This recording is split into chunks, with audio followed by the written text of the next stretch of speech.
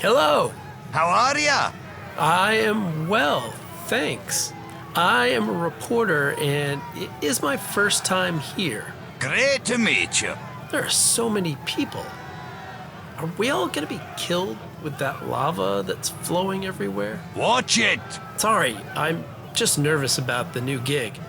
This reporter job is a little bit strange. Last month, they sent me into this cave that... Oh, I'm on. I've got to go. Off with you.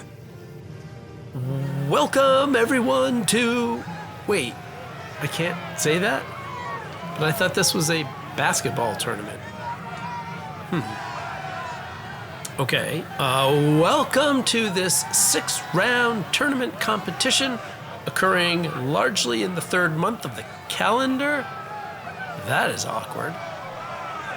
You can hear the crowd cheering behind me. I'm standing courtside.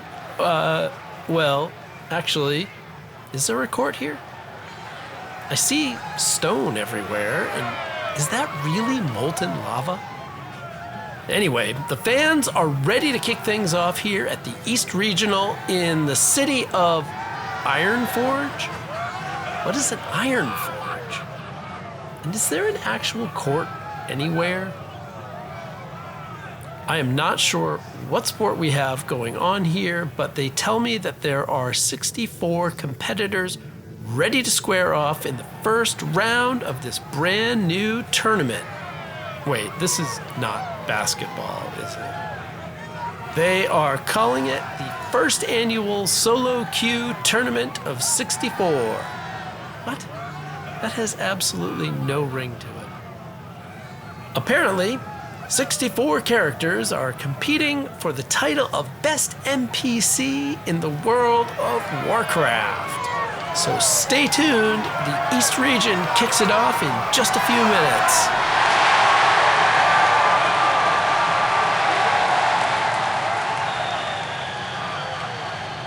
There's really no sport here, is there? This is a very strange job.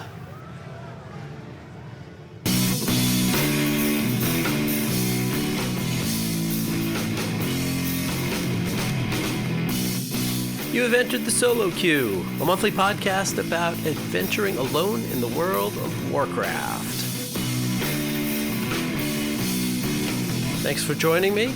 My name is Dave Gagne.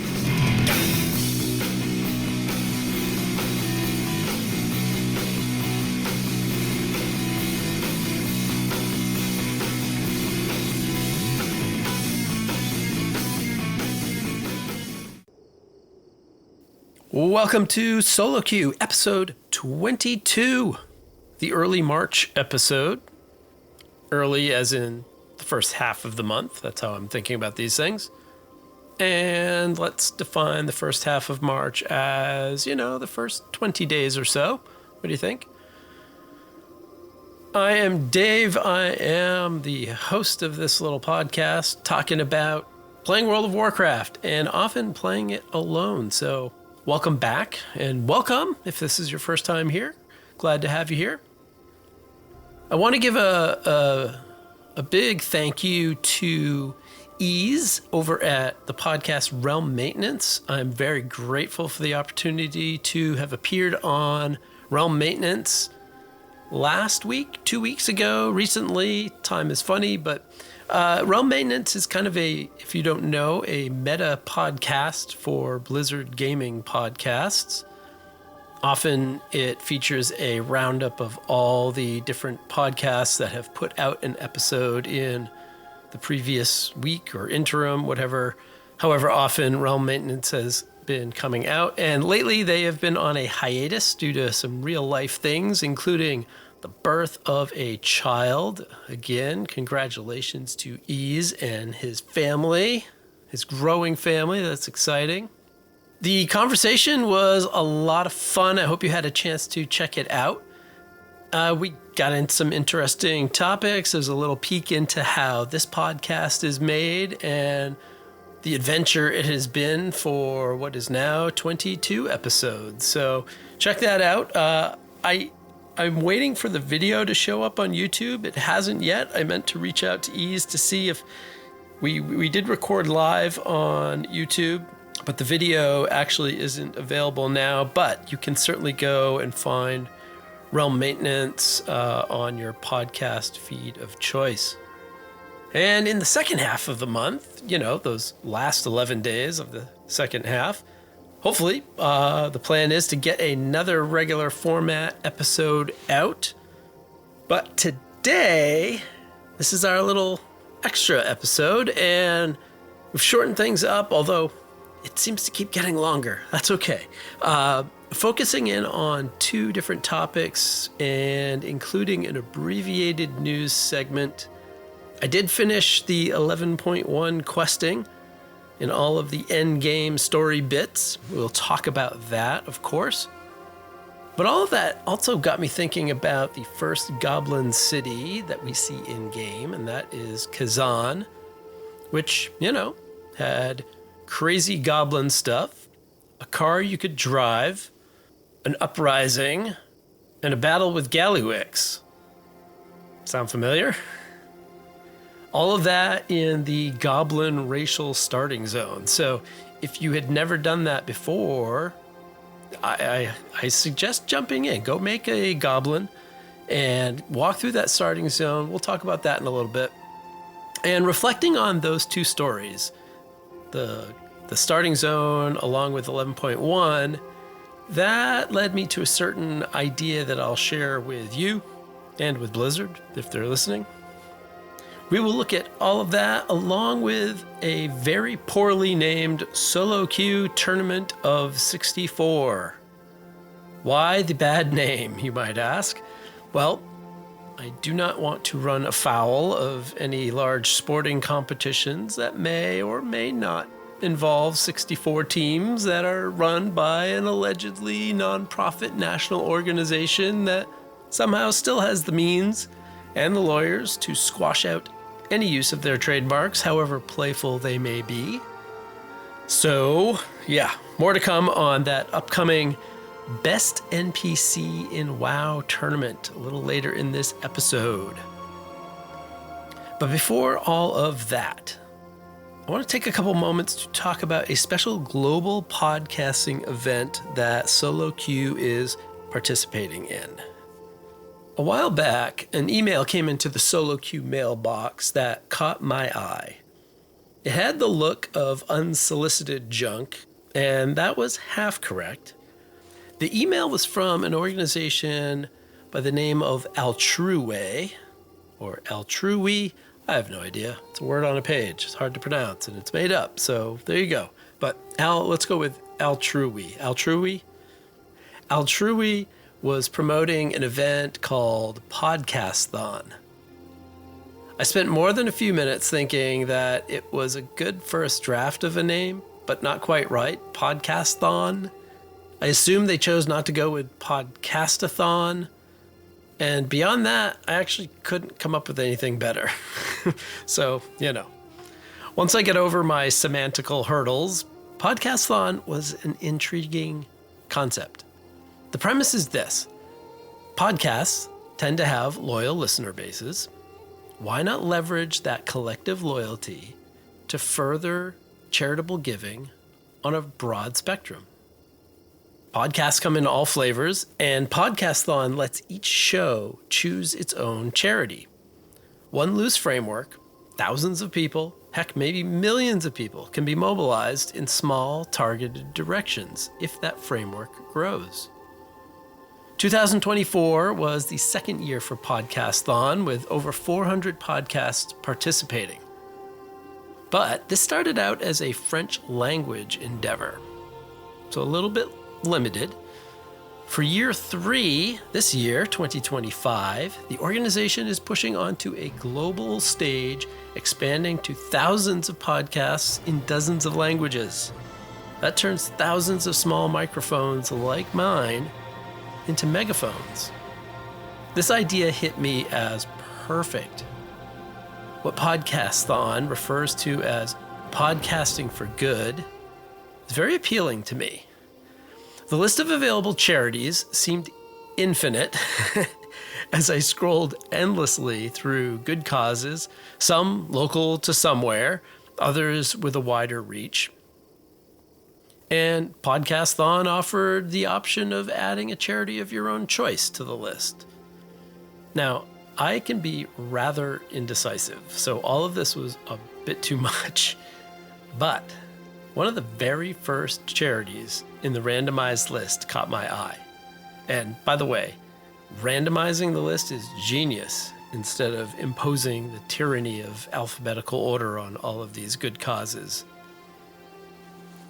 I would have never scrolled long enough to get to the W's and find Watts of Love, W-A-T-T-S of Love. As I checked out the organization, I found the quality of the cause matched the quality of the name. I love a good name. Watts of Love is focused on supplying portable solar lights to households that live without electricity. It was this simple statement that popped me out of my own little bubble for the moment. It is easy to get down about life sometimes, right? I mean, regardless of what your politics are, there's a lot to be grumpy about these days, particularly in the US, but in a lot of places. We get dragged down by work. We face disappointments. Money may be tight in our households. But there is something that I have in common with you, all of you listening. I'm sitting here at a computer recording a podcast about an immersive video game that we all play, maybe with a couple exceptions. I'm sending that recording out into the world across the entire globe, according to my map of downloads. And you are finding some way of listening to that recording. In fact, by definition, you are doing it right now. We have relatively easy access to electricity and some connection to the internet, which enables this one-way conversation about World of Warcraft. Without electricity, none of this happens. Watts of Love is based in Illinois, but it is reaching communities in need as far away as Malawi and Kenya, the Philippines, Puerto Rico, and even Native American communities in the Navajo Nation here in the United States. And the benefit goes deeper than you might first think. The solar lights that Watts of Love designed are easy to use in many different ways, and they end up replacing other forms of light such as kerosene lamps, which give off toxic fumes and can cause illness. The lamps can be dangerous, causing burns and even starting fires on occasion. Purchasing fuel or other types of lighting can cost up to 30% of an impoverished family's income. That's crazy. Watts of Love recognizes this and also helps communities and families, for that matter, reinvest that money that they're saving into skills or businesses to help those families and those communities grow more financially stable. There is a lot to like about what Watts of Love is doing. They have a bright idea. Get it? Bright idea. They have a low-cost, effective product, a focused approach, serious supporters, and a great reputation as a charity. Very transparent. The jokey first thought that I had when I first saw their name on the list was, hey, no one can play World of Warcraft without electricity. And as silly as that is, it is true. The reason that I'm supporting Watts of Love is this. I think everyone deserves a certain standard of living in the year 2025. And that standard of living should not rely solely on the hours of available daylight or spending up to 30% of your income on potentially hazardous light sources. I think everyone deserves better. I think everyone should have the ability to do something like play World of Warcraft to take your mind off of whatever is tough in your world. Everyone should have those types of distractions. So, what is it that I want you to do? That's a good question. This is not a fundraising podcast or a pledge drive. You do not need to send me any money. I mean, aside from my normal, hopefully respectful pleas. Altrui, the organizer of Podcasthon, is a nonprofit dedicated to promoting altruism, mindful philanthropy, as a part of the solution for the myriad challenges facing human beings in this 21st century world. The major goal of Podcasthon is to raise awareness. Together, we can accomplish that by turning inward and thinking about those in your part of the world who may need help. We all need help in different ways at different times, right? What causes are close to your heart, and what is your capacity to provide help? It might be money, but it also might be volunteering your time or special skills you may have. You may not even realize they're valuable, but they may be valuable to a nonprofit or to other groups.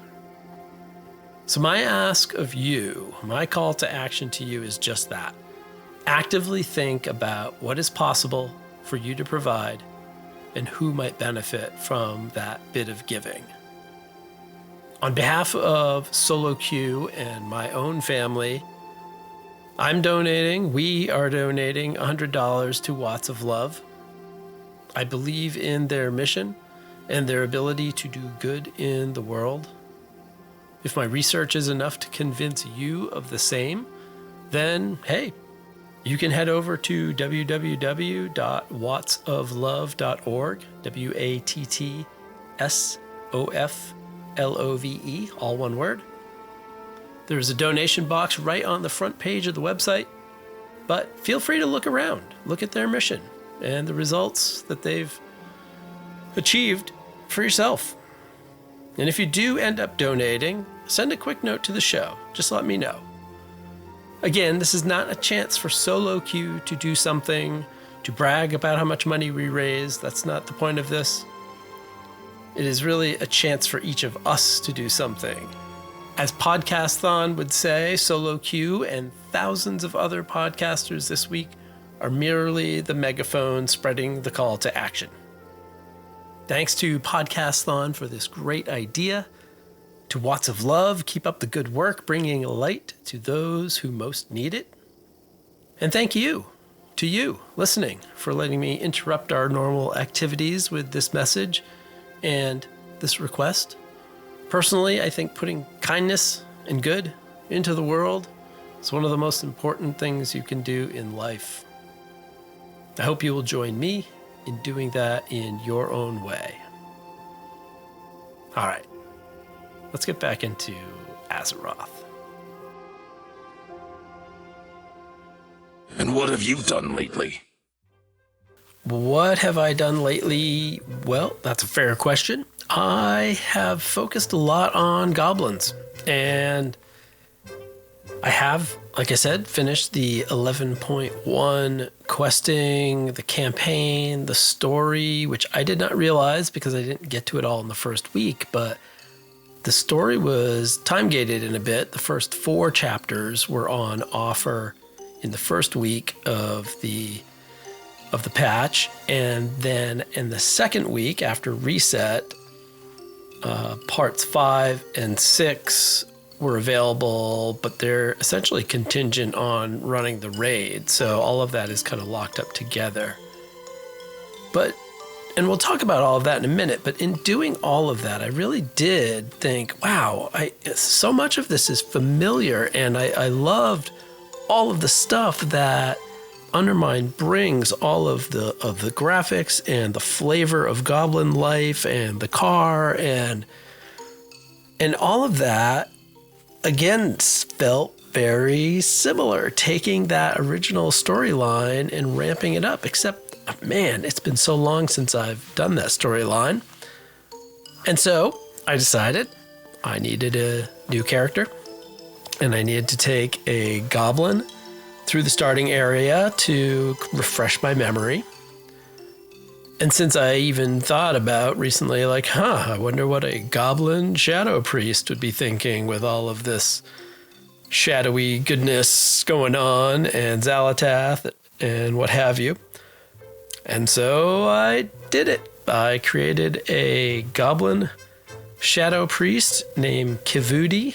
Kivudi is a word that means shadowy in the language of Kituba, which is a language used in Central Africa. I love finding cool names using languages and stuff. That's one of the fun things for me in this game. That said, I will not be doing that anytime soon because Kivudi is my 65th active character. And that is truly the limit of the characters that you can have on one account. So there you go. I've hit my limit. I don't want to retire anybody. So for now, yeah.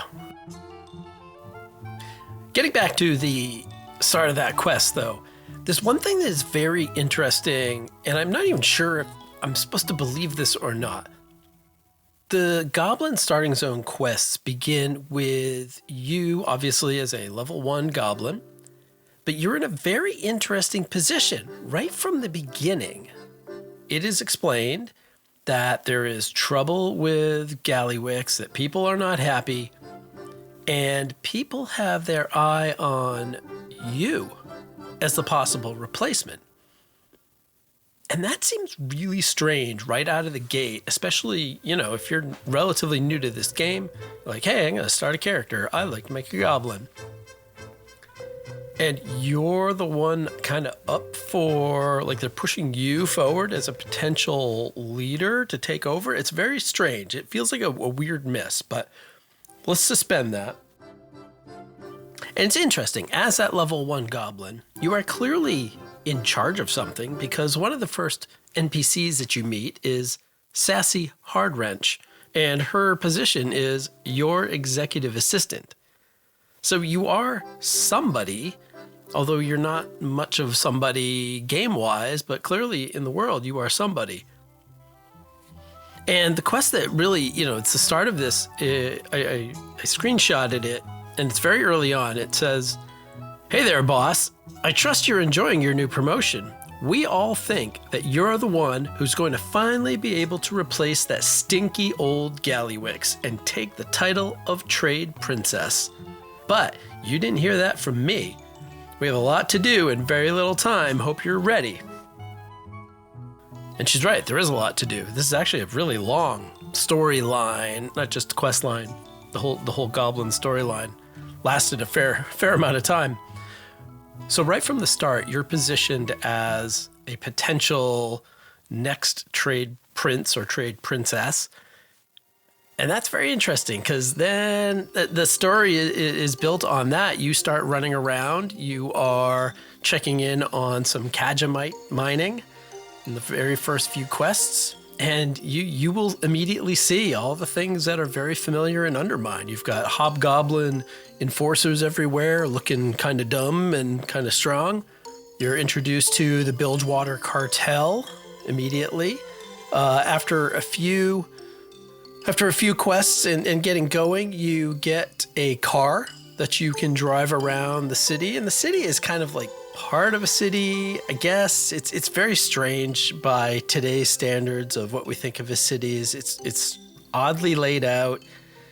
And so, ignoring that fact for the moment, since this is 14 years old.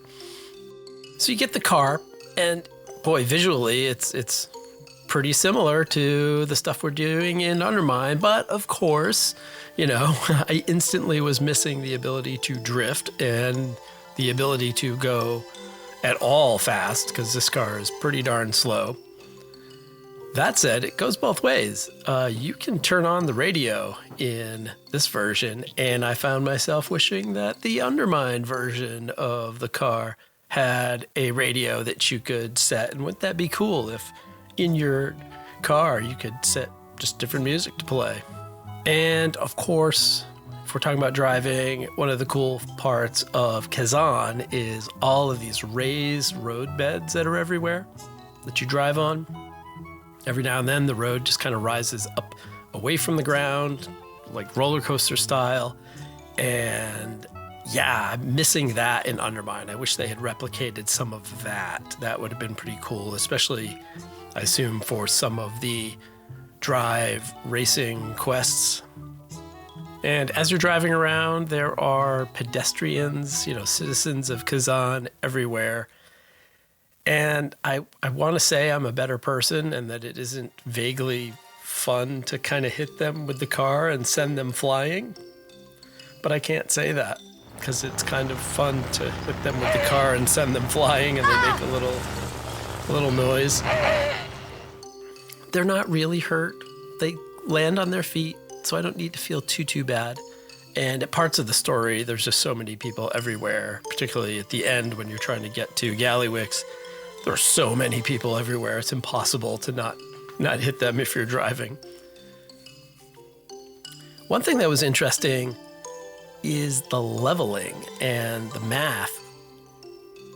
And I was flying through levels. At one point, I got 2 levels on back-to-back quests. So I got probably back to Sassy Hard Wrench, and I turned in, I think it was 3 quests. And on the first one, I went up to level 2. And on the second quest, I went up to level 3. So it was pretty rapid advancement. That was much faster than it used to be, certainly. And this was not a rested XP thing. This was a new character. And yes, she is, decked out in heirlooms, but heirlooms nowadays don't give you XP boosts. They save your rested XP. So yeah, I think it's just one of those things of, all the tweaking and changing and the math and what have you, that I got a lot of levels. And on that topic, by the end, by the time I got through what seems like a relatively long storyline, Kavudi came out as level 21. This was not the, hey, let's get you to level 10 and send you into the world, which is what the starting zones used to be and what Exile's Reach is now. It gets you from level 1 up to 10, poops you out. You've got some basic abilities and a couple bags on your back, and off you go. Well, no, this was... because of that math, yeah, she was flying before the end of it. So yeah, pretty interesting. I now have a level 21 Shadow Mage at the end. A couple other things. I totally forgot that Deathwing shows up in the middle of the storyline. You're having an interesting quest to go win a sports match. I'll call it a sports match because there's like Goblin shredders involved. It's very strange. It's not a normal sport match, but it's a fun quest. It's like a shredder-infested version of soccer.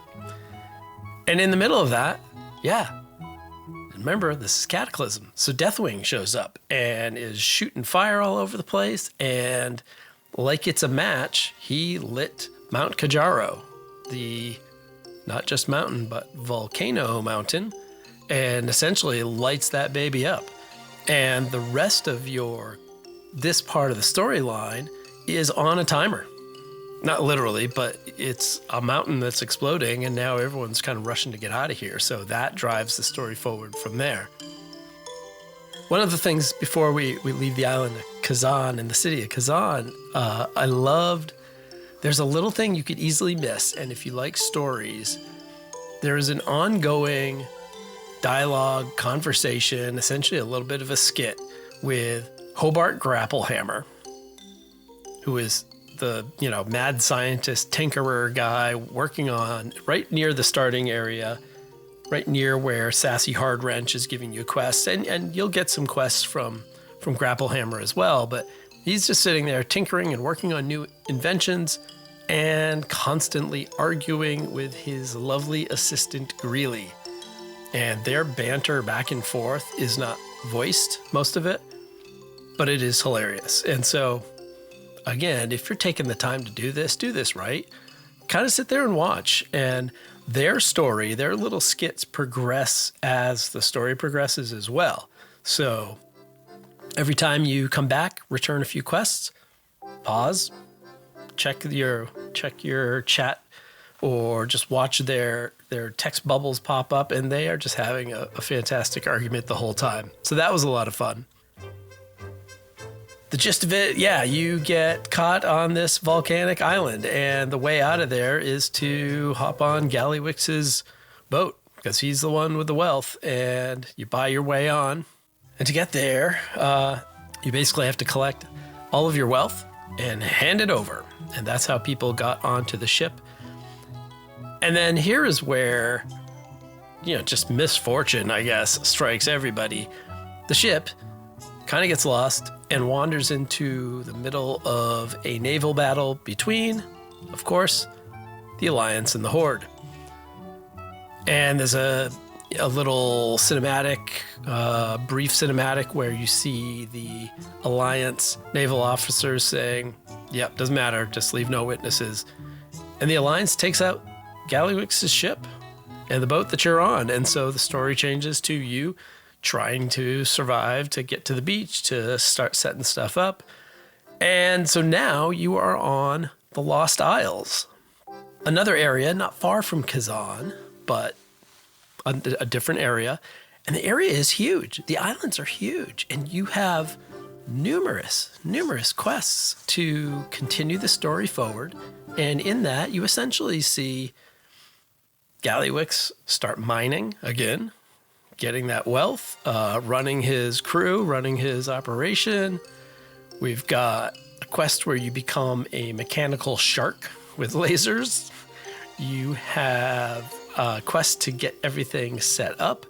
And the islands are huge. And frankly, they remind me of the BFA Zaldazar zone. It's very steep, very green.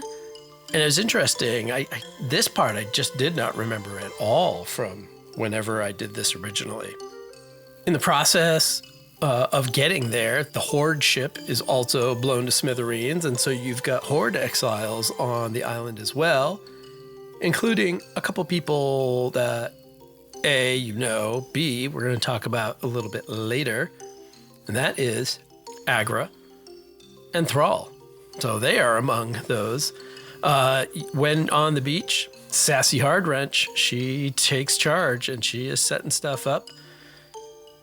One of the Alliance SI-7 leaders who is attacking the Lost Isles goes by the name of Darkblade Sin. Shout out to Patreon supporter Sin. There you go. You appeared in-game as a Darkblade SI-7 officer. And ultimately, we're all still chasing Gallywix. And there are mines. There's another foot bomb game, a kind of a rematch against the Steam Weedle Sharks. And so you've got two sporting event things. And those are both referenced in the Undermine, like that idea of kicking around in sport and foot bombs, that shows up. And all of it kind of comes to a head with a battle to, of course, not kill, but to defeat Gallywix. And so you finally get to his operation, you get to fight with his mech, and then you have a battle to end this with defeating Gallywix. And it is fascinating as I was watching, and I've heard this question recently, and I didn't think much of it, and now I have the context for it, and that is, once Thrall and you, the player, and the team have defeated Gallywix, why in heck does Thrall allow Trade Prince Gallywix to remain head of the Bilgewater Cartel? And why does he allow him to be the leader of the goblins as they join the Horde? That's fascinating. Of course, the logic is Thrall believes in second chances. Gallywix wasn't necessarily that bad. And I'm like, wow, well, I mean, we literally just fought him and defeated him and, essentially took him prisoner. I mean, it's one thing to not severely punish him. It's another thing to say, oh, why don't you just take your old job back? That seemed a little bit crazy. So there's my suspension of disbelief the second time. The first is that I'm supposed to be the next trade prince, and then the idea that once we defeat the bad trade prince that everyone wanted to get rid of, Thrall just kind of puts him back into that same position. And it's too bad, I guess. I'm trying to put like a goblin hat on. It's really too bad that Thrall just assumed he had that authority instead of the goblin saying, wait, we've been trying to get rid of this guy since the opening quests. And the orcs or the horde, however you want to sort of put this, not let the goblins have self-determination and pick their own leaders. That's kind of interesting. I mean, obviously, it's the story. It's not going to change. It is the foundation of everything we're doing today, now. So I wouldn't want it to change, but it is interesting. Is that a character flaw in Thrall of being too nice, of being too forgiving, of being too second chancey, of maybe acting in an authority that he didn't necessarily have? I don't know. All interesting questions. Thrall, if you're listening, I mean, no offense. We all have regrets, mistakes, what have you. And so, like I said, after a nice long playthrough, my young shadow priest is now level 21, is sitting in the Horde capital waiting for her next assignment, which I know what it is. I'm not going to tell you yet. You'll find out soon enough. Hopefully in this second half of March episode, you'll find out. But I found that just a great companion piece to having just finished up 11.1.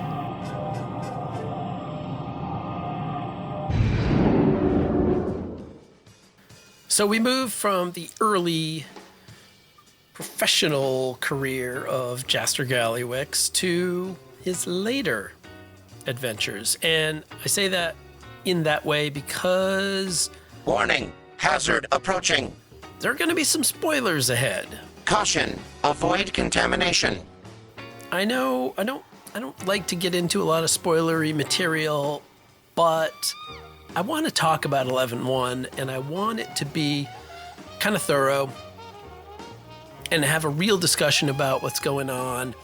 And so, for that reason, if you haven't gotten to questing in Undermine, especially if you haven't finished the questing in Undermine and hopped into the story mode part of the raid or the actual raid and completed all 6 campaign chapters, if you care about not getting spoiled, you may want to hold off. You may want to not hear this. Warning! I am going to talk through, what the outcome is. So, fair warning, we're gonna spoil a few things. It's been a couple weeks, so hopefully you've had a chance to get to that. And if not, like I said, pause, check the show notes, see where the next topic begins, and jump back into the podcast then. Okay. Everyone here still wants to hear stuff. Got it. So we start with the earlier life of Jaster Gallywix and head into the end? ? He says as he raises his intonation at the end of the sentence to show a question. We'll get to that. For me, something odd happened, and part of it was recording the last episode and doing some of the grunt work to get ready. And I started questing with my paladin, and I didn't stop. And so essentially for 11.1, for the first time since Legion, I've been questing not with my normal main, but with essentially a different main, a new main. So a little bit of a different experience. I'm missing my instantaneous flight mode or, hopping into travel form that my druid offers me. But a little more survivable in delves and a little more rugged here and there. And so it's been fun. It's been fun to mix things up. I'm going to kind of walk through my experience with the patch as a whole. And I'll try and, not go crazy about it. But first thing, delves. Delves feel really good. I've been enjoying the delves. I started out with doing tier 4s, and I've gotten up to tier 6s. I think when I pump this episode out, I'm gonna try a tier 7. I just got my eye level bumped up to about 628, I believe. You know, gearing is not the ultimate thing, so I know a lot of people are gonna be well beyond that. But doing the delves, getting I don't get to that many, so I can usually just hit bountiful delves, so you get that extra boost. I got a map. I'm not sure I ever got a map before. I don't remember ever getting a map in season 1, and maybe I did, and maybe, I don't know. Anyway, I got a map. I did that, so I got some extra stuff. So yeah, I'm up to about 628. So that's exciting. And like I said, I like the 2 new delves. I've done them a couple times. What I didn't necessarily like is I didn't notice when I was supposed to do the excavation site 9 delve in the story. So I ended up doing it after questing, after dungeon, after raid, all of the things, all the story was wrapped up. And I was like, oh, I still get that one. And yeah, it was odd. I was bummed that I missed it in, like maybe, I don't know. Did I miss something? Did I miss the thing that said, hey, you should now go do this delve? I feel like it wasn't there, but I certainly could be wrong. So, you know, those little things, those pointers should be nice and big for people trying to follow the story in this game, because there is so much stuff going on. Ultimately, not the biggest problem in the world. I did find an Icy Veins video that I will link in the show notes, and it is essentially how to get an item level 639 to 649 piece of gear every week, like a delve gearing strategy. So if you are someone, you know, playing relatively solo, relying heavily on delves, this video is going to walk you through a way to kind of maximize your gear collection. So check that out. Icy Veins, you can search it, or like I said, link in the show notes. Let's jump over to questing now. And I mentioned in the last episode, I got to 2 of 6 in the storyline in the first week. And what I did not realize is that the time gating, I didn't realize that you could only do the first 4. And now it doesn't matter because it's all open. And I did mention that it felt sloggy. It felt slow. And I guess I talked about this with ease in the Realm Maintenance podcast. It did. It felt like kind of rapid fire and not a lot of variation and not a lot of options for a cutscene or a mini cutscene or some stay a while and listens. And I did leave out the fact that, or put out the fact that, yes, there may be those things that I haven't gotten to because I'm only two storylines in, but those felt hard. Those felt long. And then, again, maybe it's me, but storylines 3, 4, and 5 really seemed to speed up.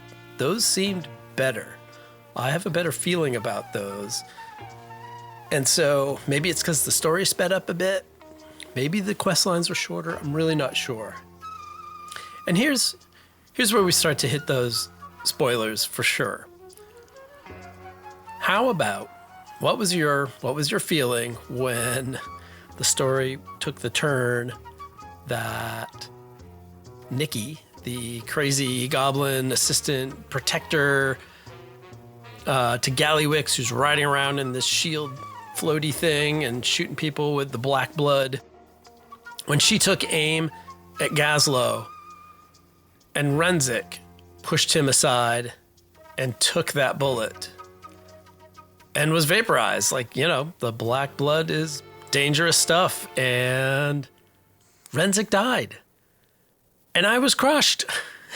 I have to say, I was angry. I remember the quests after that. The next few quests were to kill a bunch of stuff, and I was killing things angrily. I almost got the feeling that they may have tuned down the enemies in those quests just a little bit so that they were easy, because I went nuts. I was smashing everything inside. I was not happy. And almost to double down on that, we catch up with, later in our story, Fleet Master Seahorn, the awesome Tauren NPC. And when he got hurt, he got shot, like grazed with the black blood. And I thought, oh no, we're going to lose him too. That was horrible. But he didn't. He made it. But he said something really interesting. Like it's a little gem in the middle of the storyline where he's kind of getting fired up to protect the goblins. And he said, we're outsiders fighting for a cause that is not ours. And I thought that is such an interesting statement. Like, yep, this isn't necessarily about just goblins. This is people who want a better future. And in this case, it's Undermine. In this case, it is rising up against that power that's controlling you, that you don't have any say in, that has outlived its beneficialness to you. You know, there's a lot of political overtones and a lot of thoughts about organized labor and workers' rights and citizens' rights and unchecked power. There's a lot of that in here. It's inescapable, right? And this is a global game. This is not just a statement on one country. It's not a statement on one company and how it handles labor. But you could read those things in there and say they certainly inform this story. There is no doubt. And I thought, how noble of Seahorn to put his life in danger and to put himself out for this cause, because he was fired up as well. Thank goodness he made it. He got better. We get to the end. And then the other quote that I remember thinking, oh, wow. I forget who even says it. Maybe it's Gazlo. It says, Skis thinks Gallywix will keep him safe. Let's kill him. Like, how simple is that? Like, that is hardcore, not messing around. You know that things are serious. Like, all through the story mode, you're like, I shouldn't say story mode. All through this story, you know that it's ramping up into some really serious stuff. And I really like that. That was, it didn't necessarily feel just, oh, yep, just a game, just doing a thing. I was immersed and I was along for the ride. So, again, I don't know if it's my own frame of mind that changed in stories 3, 4, 5, 6, or especially 3, 4, 5, and different from 1 and 2. I did notice there were some stay a while and listens. I did notice there were some the things that I was missing were in some of the later storylines. So maybe that has to do with some of it. Maybe that proves my point. I don't know. At some point I'll do the questing again and I'll try and see. But that's my feedback for anyone who happens to be listening. So I finally hit 5 of 6, and at that point, I'm thinking, I have no idea when the new dungeon shows up in the story. What should I be doing?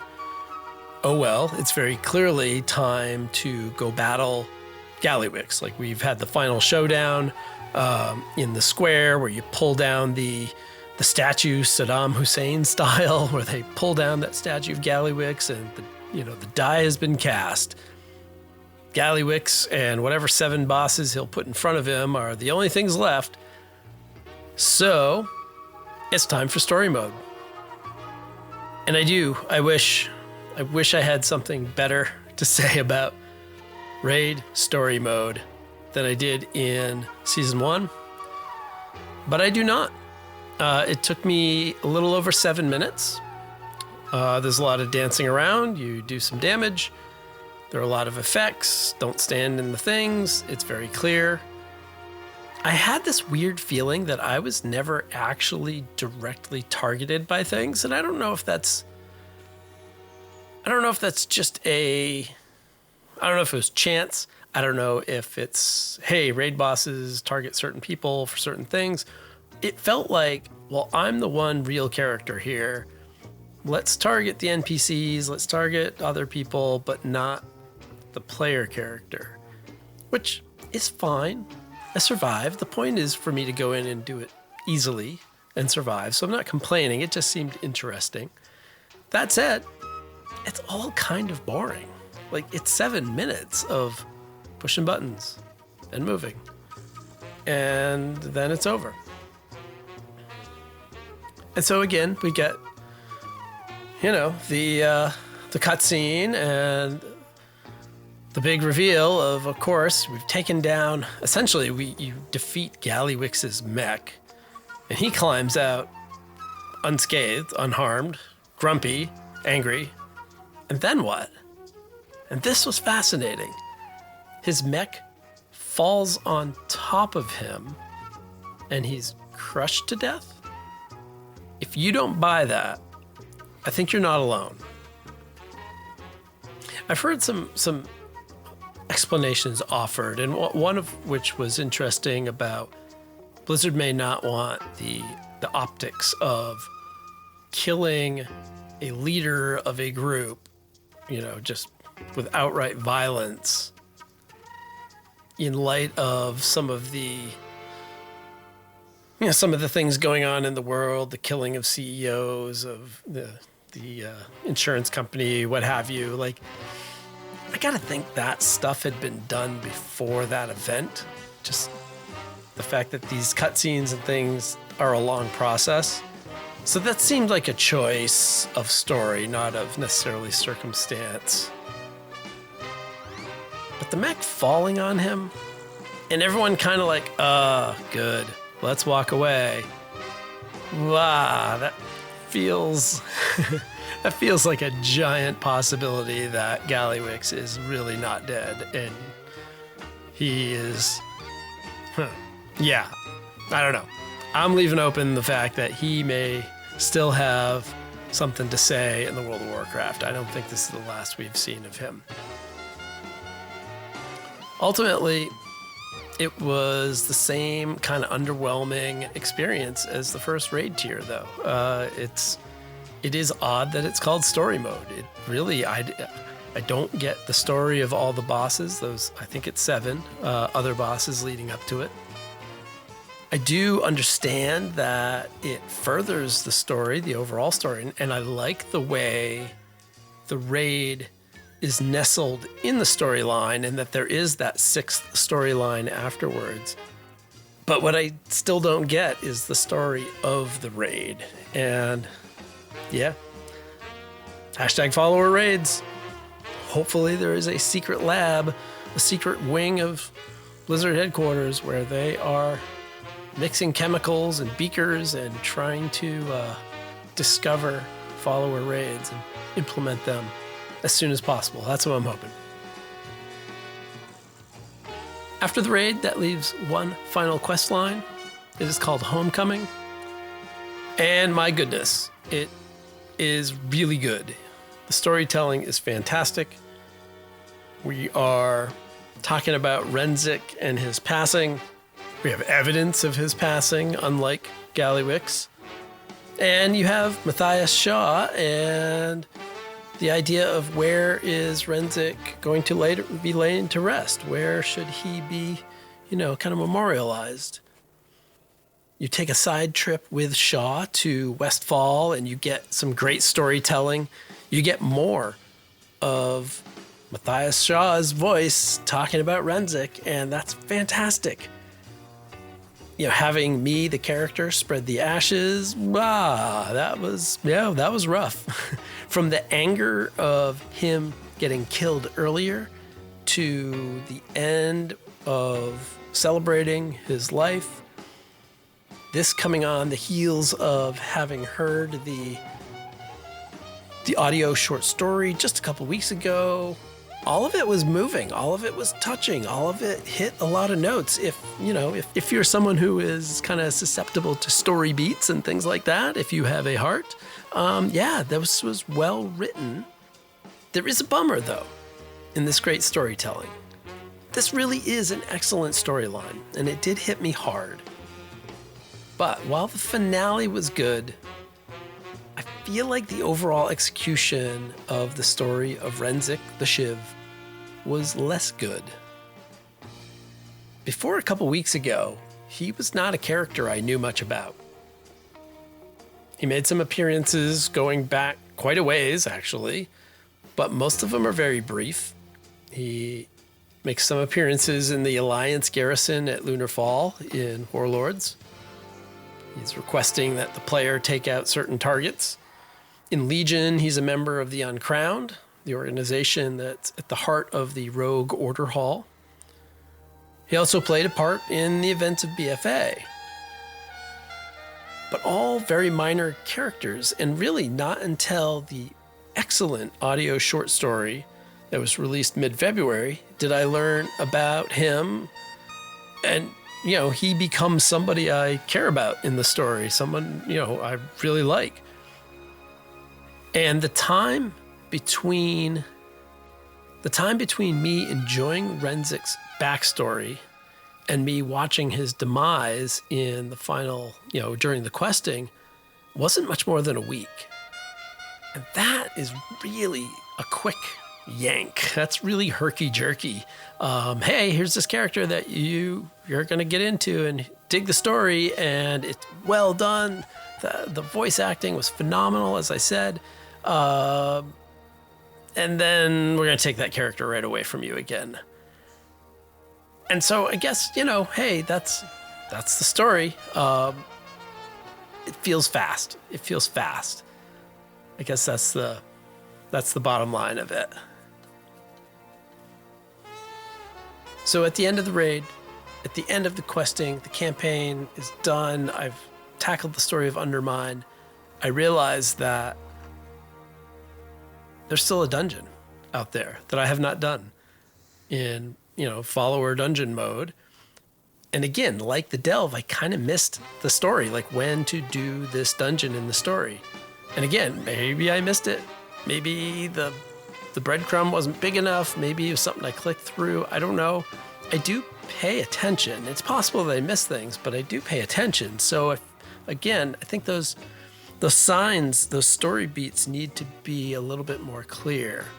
So it's time to, having laid Renzik to rest and 11.1 to rest, time to do the follower dungeon.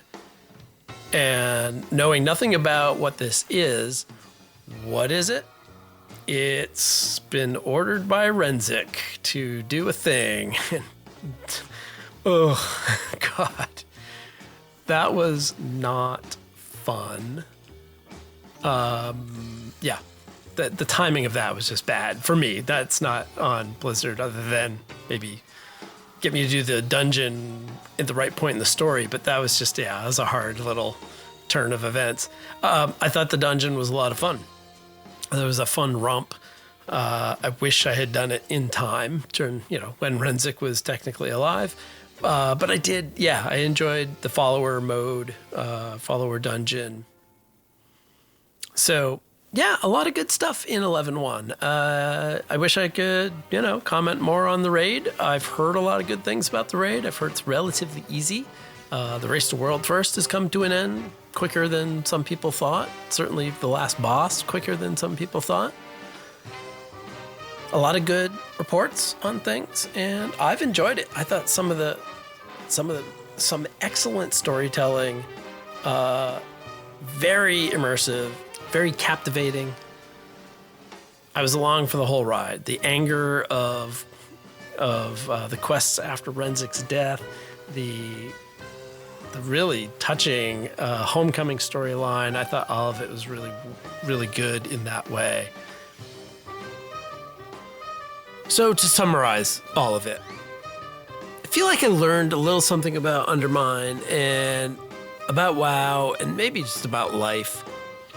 And that is, I think I need, when I'm playing, I think I need to reduce distractions and find a way to increase my focus. It's a very busy game, right? So I need to think about what I want to accomplish. If at the end of the day, I'm going to be upset that my eye level is too low, then I shouldn't waste my time digging in trash piles or, dear God, wasting nearly an hour on the golfing world quest that I could not figure out. That's a story for another day. Or if it is that I need to accomplish the story and get through the story, then I gotta stop hitting the rare scanner and I gotta stop like jumping around. I've already turned the noise off of my rare scanner, so now I only get a visual pop because there were so many rares that aren't, not rare in Undermine. They're on a pretty quick loop. And that's increasingly common in WoW anyway. But now if I see it and I need it, then I go, but I don't know, somehow turning off the noise. But all of that, it's so busy. It's so intrusive. And that doesn't play well for me. And so thinking about that, I had an idea. This is free on the table for Blizzard to go and do and print money from, right? Maybe? I think I would love to see I don't know what to call it. There's too many things that have the same words, but almost a solo questing mode, a solo story mode, a solo single player-ish experience that is optional.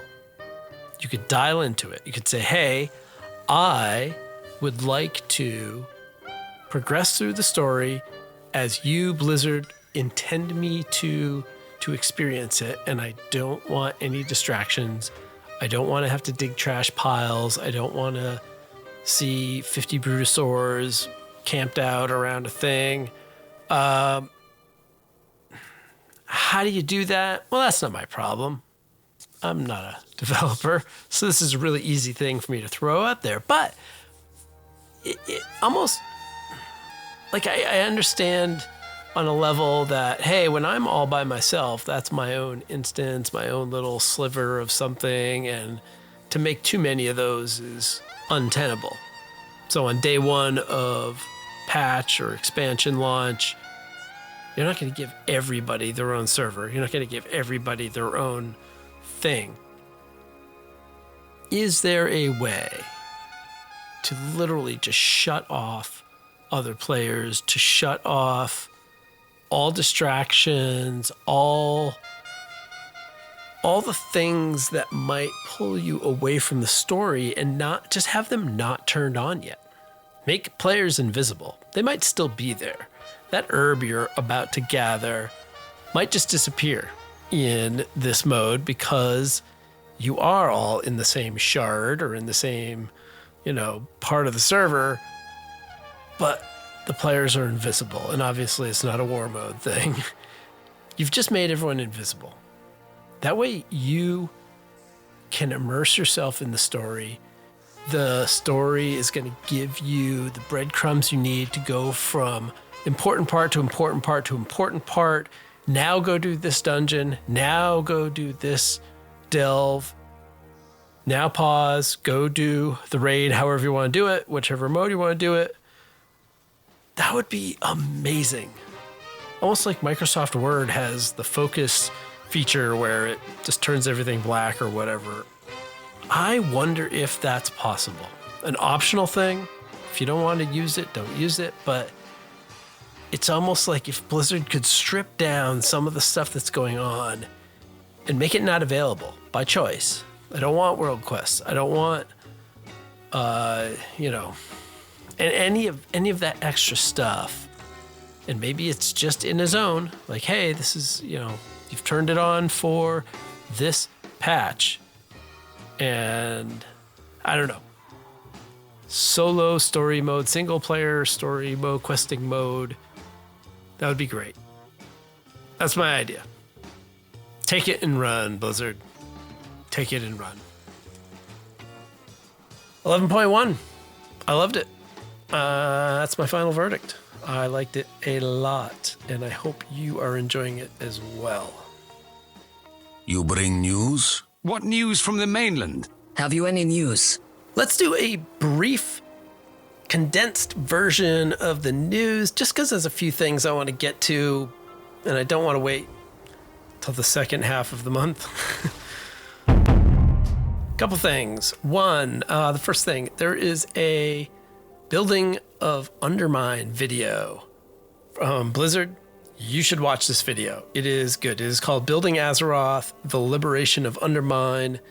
And it is a lot of developers and people on the Warcraft team talking about what they do and what they put into this. There's a lot of visual effects creation talk and a lot of audio, both the music and the sound creation, which is a topic close to my podcasting heart.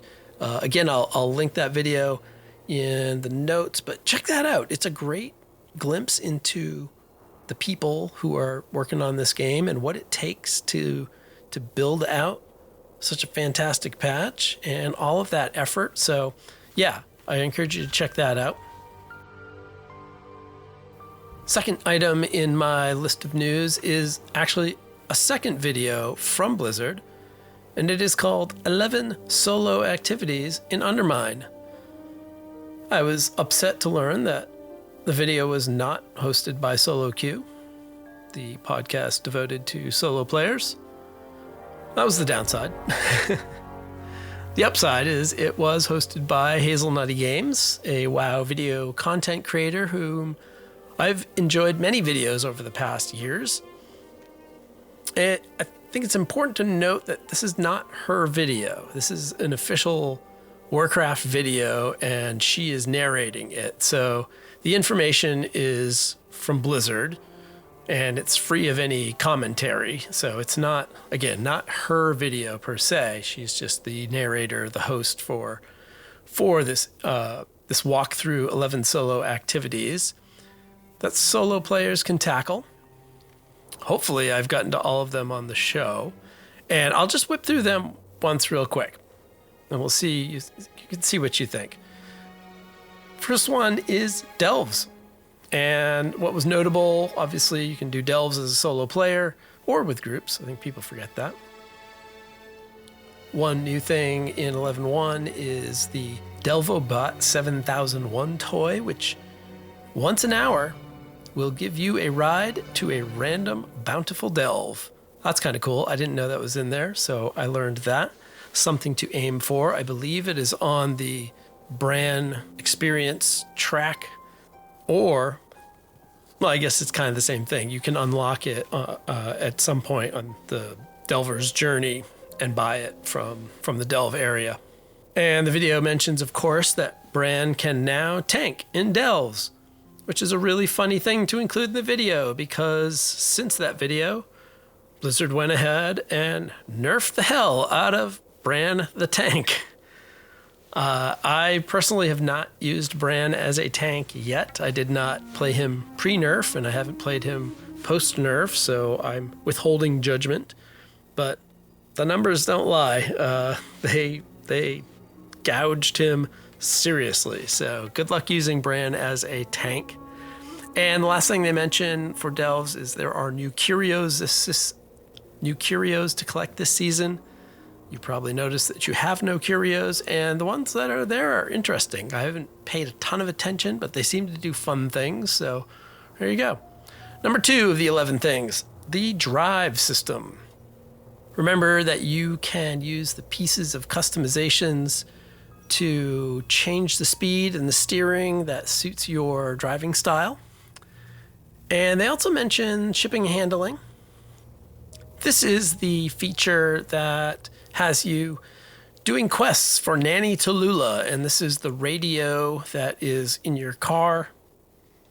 Click the radio and Nanny Tallulah will give you some quests to do. They're relatively brief. Usually they involve you driving around in the car. Sometimes you have to hop out of the car. This is a good feature, kind of, and here's my one problem with it, and frankly, it's enough to make me not do it. Because I can't move the buttons in the drive system, and because getting out of the car is 6, but hitting the radio is 5, if you hit 5, it shuts you out of shipping and handling mode. So when I'm trying to get out of the car, I want to hit 6, but if I hit 5 accidentally, I'm out of shipping and handling mode. And that has the effect of resetting the do 10 tasks in a row. And if you hop back in, it resets and you're back to 0. And when I did that is the last time I did shipping and handling. So I'm hoping the action button thing with the drive system can be changed, because having the dismount be my normal dismount button would be amazing, and certainly moving those two apart so that I don't accidentally stop doing it. That didn't feel good. So there we go. Hazel did not mention any of that in the video. That is all my own addition to this. Okay. Number 3 of the 11, reputation tracks for the 4 cartels, of course. So definitely check with the 4 cartel quartermasters to see which renowned track is offering stuff that's interesting to you. And then you can kind of tailor your each week selecting a cartel to work for. You know, you can do them all, but if you really only want to do some, at least target the renowned track that is most interesting to you. That's my advice. Number 4 is Transmog. This is not exactly a solo player thing, but sure, not only solo players. There's a lot of armor class transmogs in this patch, and weapons as well. So armor class, different from class transmogs, class transmogs.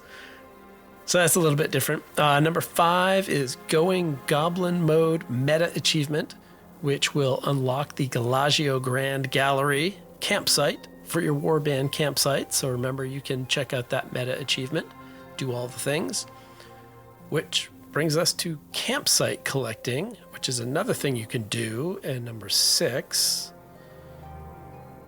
Number 7 is Operation Floodgate, the 4-boss dungeon, which can be accomplished, as I've told you, in follower dungeon mode, and you can earn some normal mode loot. Number 8, the new raid. Let's not go crazy here. It is, of course, story mode. The video even says, just like follower dungeons. Yeah. Let's pause there. Yes, there is a team of NPCs there, but unlike follower dungeons, you cannot do all the bosses. So again, this is my commentary, not Hazel's, not Blizz's. Another quote, see the culmination of the undermined story for yourself. Yeah, well, and just like the real story mode, the blurb for story mode is shorter than the other activities mentioned in this video of 11 things to do. So, notable. Number 9, procure the pets. So if you are a pet battler, there are, of course, new battle pets to collect. Not my kind of thing, but you should go for it if it is yours. 4 new pet battle world quests as well, and new achievements that you can earn a new battle pet. So lots more for battle petters, battlers of pets, people who battle things that are pets. Number 10, world quests. There are, of course, new world quests, and they point out that many of those earn close to 1,000 gold each. So if you've got repair bills mounting, do your world quests. You're going to get some of that money back. And number 11 is solo-friendly mounts, including, of course, the Delver's mount for doing the Delver's journey and the customizations that go along with it. And it mentions that there are a couple other mounts in the round tracks. The Innovation Investigator looks pretty cool, and a couple others. So that's the 11 things you can do as a solo player. Maybe next time they'll ask me to do the video. I don't know. Maybe they think I can't hold my tongue about follower raids. Maybe they'll do follower raids and then I can host the video because I won't have anything bad to say. And everybody wins. Item number 3 of 4 on my list. is, of course, the housing update. Another update to player housing came out. It was a blue post that was outlining the wide-scale customizations that are being built into the housing feature, complete with some videos on how it works. Check out this link. Again, I'll throw it in. It's a Wowhead article, essentially, with the blue post and the videos posted. This update from Blizzard focused on interior decoration and how moving objects works, and a later update, the next update, is going to pertain to the exteriors of your house. I'm essentially saving my comments for a future episode, but I will say this. It looks way more detailed and way more customizable than I ever expected. Just watching the videos gives me some Animal Crossing taken to the extreme vibes. And that is a compliment. Hey, with my wife and 3 daughters here, we played a lot of Animal Crossing on the GameCube. So, yeah, it looks pretty cool. And the final big news, and this was big and pretty unexpected, I think, by a lot of people. In September of 2026, which is not this year, BlizzCon is back.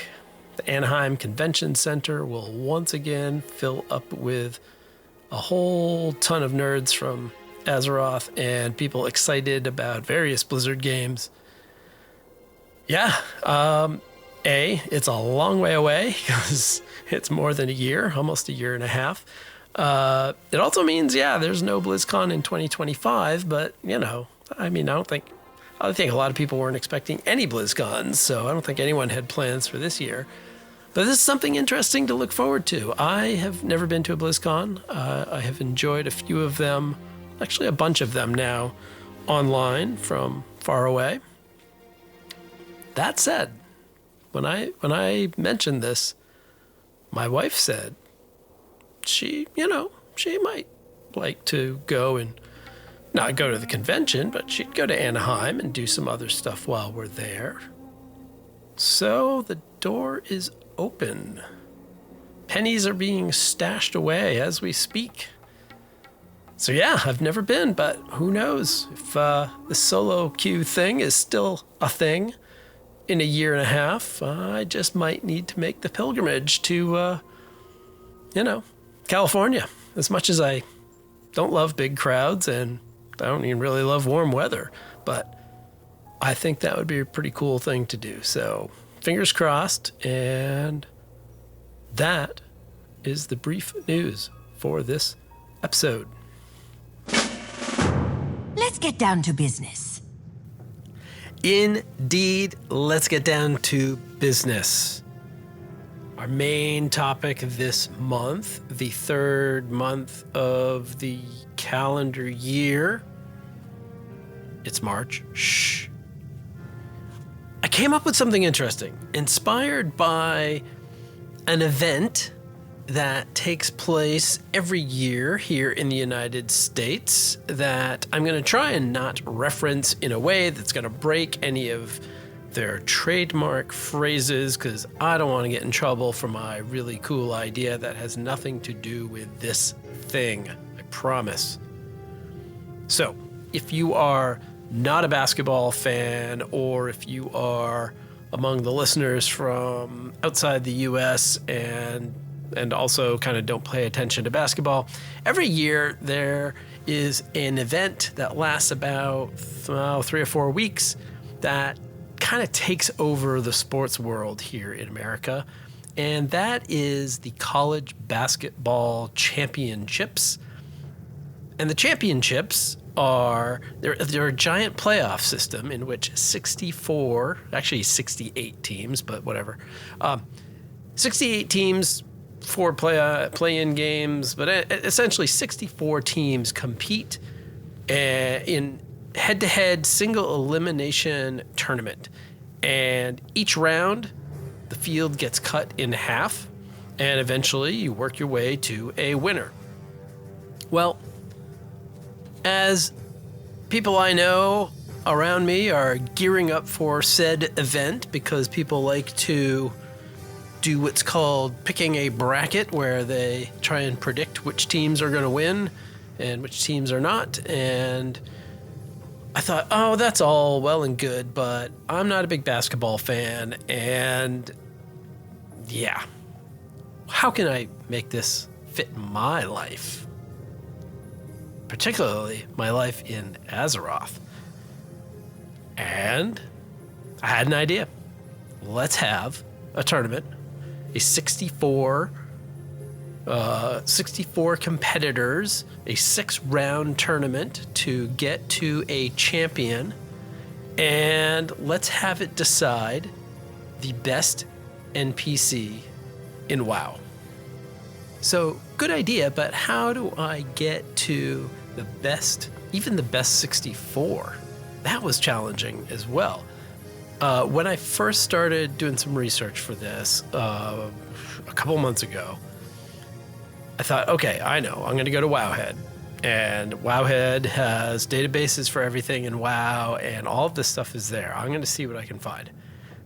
I go to the Wowhead database listing for NPCs, and I was, getting excited, pressing the button, and the results brought back 195,825 NPCs found. That's the exact quote. Holy crap.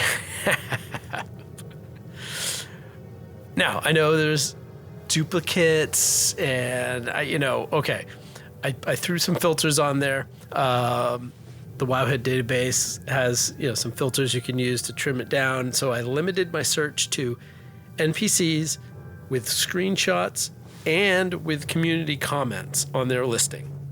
So the NPC has to be important enough that someone put a screenshot and someone even commented on them. Thought, okay, this is going to narrow it down. And it did. I got down to 51,433 NPCs. So, on one hand, we cut it by almost, 75%. On the other hand, we're still pretty far from 64. Never mind, 1. So I realized trimming the database was not going to work. I ended up making a list of, really, I kind of went with leaders or major NPCs. And I know, hey, I had to come up with 64. And frankly, at the end of this, I think I'll have people vote for the NPC that didn't even make the 64 that you can't believe I left out, because there's going to be plenty of that. I know there is, and that's okay. What I have is 64 relatively big name NPCs, except for that one that you can't believe that I didn't include, and that's okay. So do this. Go to your social media of choice, where hopefully you are following Solo Q WoW, or you can go to the podcast website, which is soloqwow, soloqwew.podbean.com. Wherever you go, you can find the image of the bracket that I created. So all 64 NPCs, all in one place. You can go ahead now. So this segment, we're going to talk through all of the matchups. I'm going to explain the whole thing. We'll talk through 32 different matchups.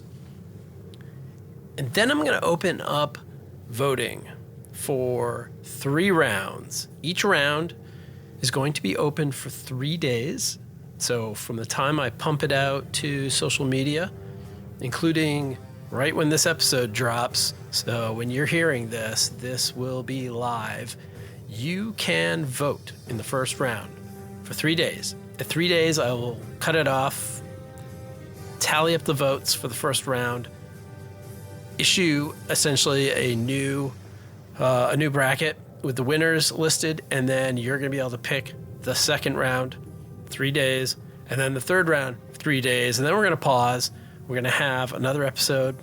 I will talk through in episode 23, talk through how those first rounds went, what everything looks like, and then we'll open it up for the final 3 rounds and talk about those in episode 24, including announcing, of course, the champion, the best NPC in World of Warcraft, according to you, all the people, the people's choice. And the goal is simple. Vote for your favorite, like whoever you think is the better NPC. So in each of these, you're going to have one squaring off against another one. And basically all of it's random. I came up with my 64. I tried to represent Horde and Alliance, male and female, as many playable races as I could, although I didn't necessarily get all of them. I tried to hit various expansions of the game. Boy, you know, with essentially 11 expansions, 10 and the original, and all the races and all the factions and all the, holy cow. Even to just represent, quote, every group was going to be a couple hundred NPCs. It's insane. So I got my 64. I put them into 3 groups, Horde, Alliance, and neither. I took each of those 3, randomized them, and then shuffled them into 4 groups. Then I took I did that for the Horde, did that for the Alliance, did that for the neither. Now I have all 64 into 4 groups. Those are the 4 regions that we're going to go through. Inside of each region are 16 NPCs. And from there, again, I put them into a randomizer, and the randomizer came up with the 8 matchups in each region. I didn't change anything. I was tempted. There were a couple times I was like, ooh, boy, that one, I don't know. Nope, I ended up not changing anything. I thought, nope, let's let the light decide, the fates decide, the whatever, I don't know, whichever power you want to pray to. Order, chaos, whatever it is. That's what the bracket is. So here in the first round, and I'm going to reiterate this at the end, but here in the first round, you're going to have the chance to do 2 things. Obviously, I want you to vote for your favorite 32 in that first round. But also, if you want to take the extra step to grab a second bracket, fill out the entire thing, every round, all the way up to the championship, and try and predict each win, each loss, each stage, each tier, each round, all the way to the championship. I will take those and I'll kind of keep tabs, and if anyone gets something perfect, or maybe I'll come up with some sort of gift for the person who's closest. We'll see. Maybe I'll finally work on some solo queue swag that I can then send out. That'll be maybe my motivation. Okay, hopefully you have your bracket in hand or device or whatever, and you can follow along. As our intrepid reporter was not wrong, as he announced in the opening, we are going to start in the East bracket. And so we are in the city of Ironforge for that.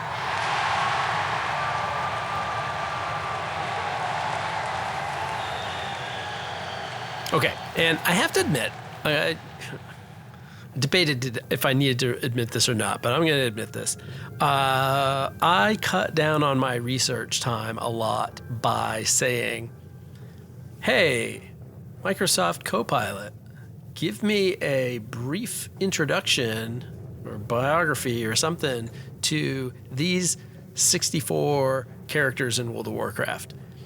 And boy, that didn't take long. And I've gone through a little bit, and I haven't seen anything absolutely wrong. If something is wrong, I take full credit for that. So, that's on me. But I needed to speed things up a little bit. So, and I did add a few things here and there to try and make it a little more relevant. But here we go.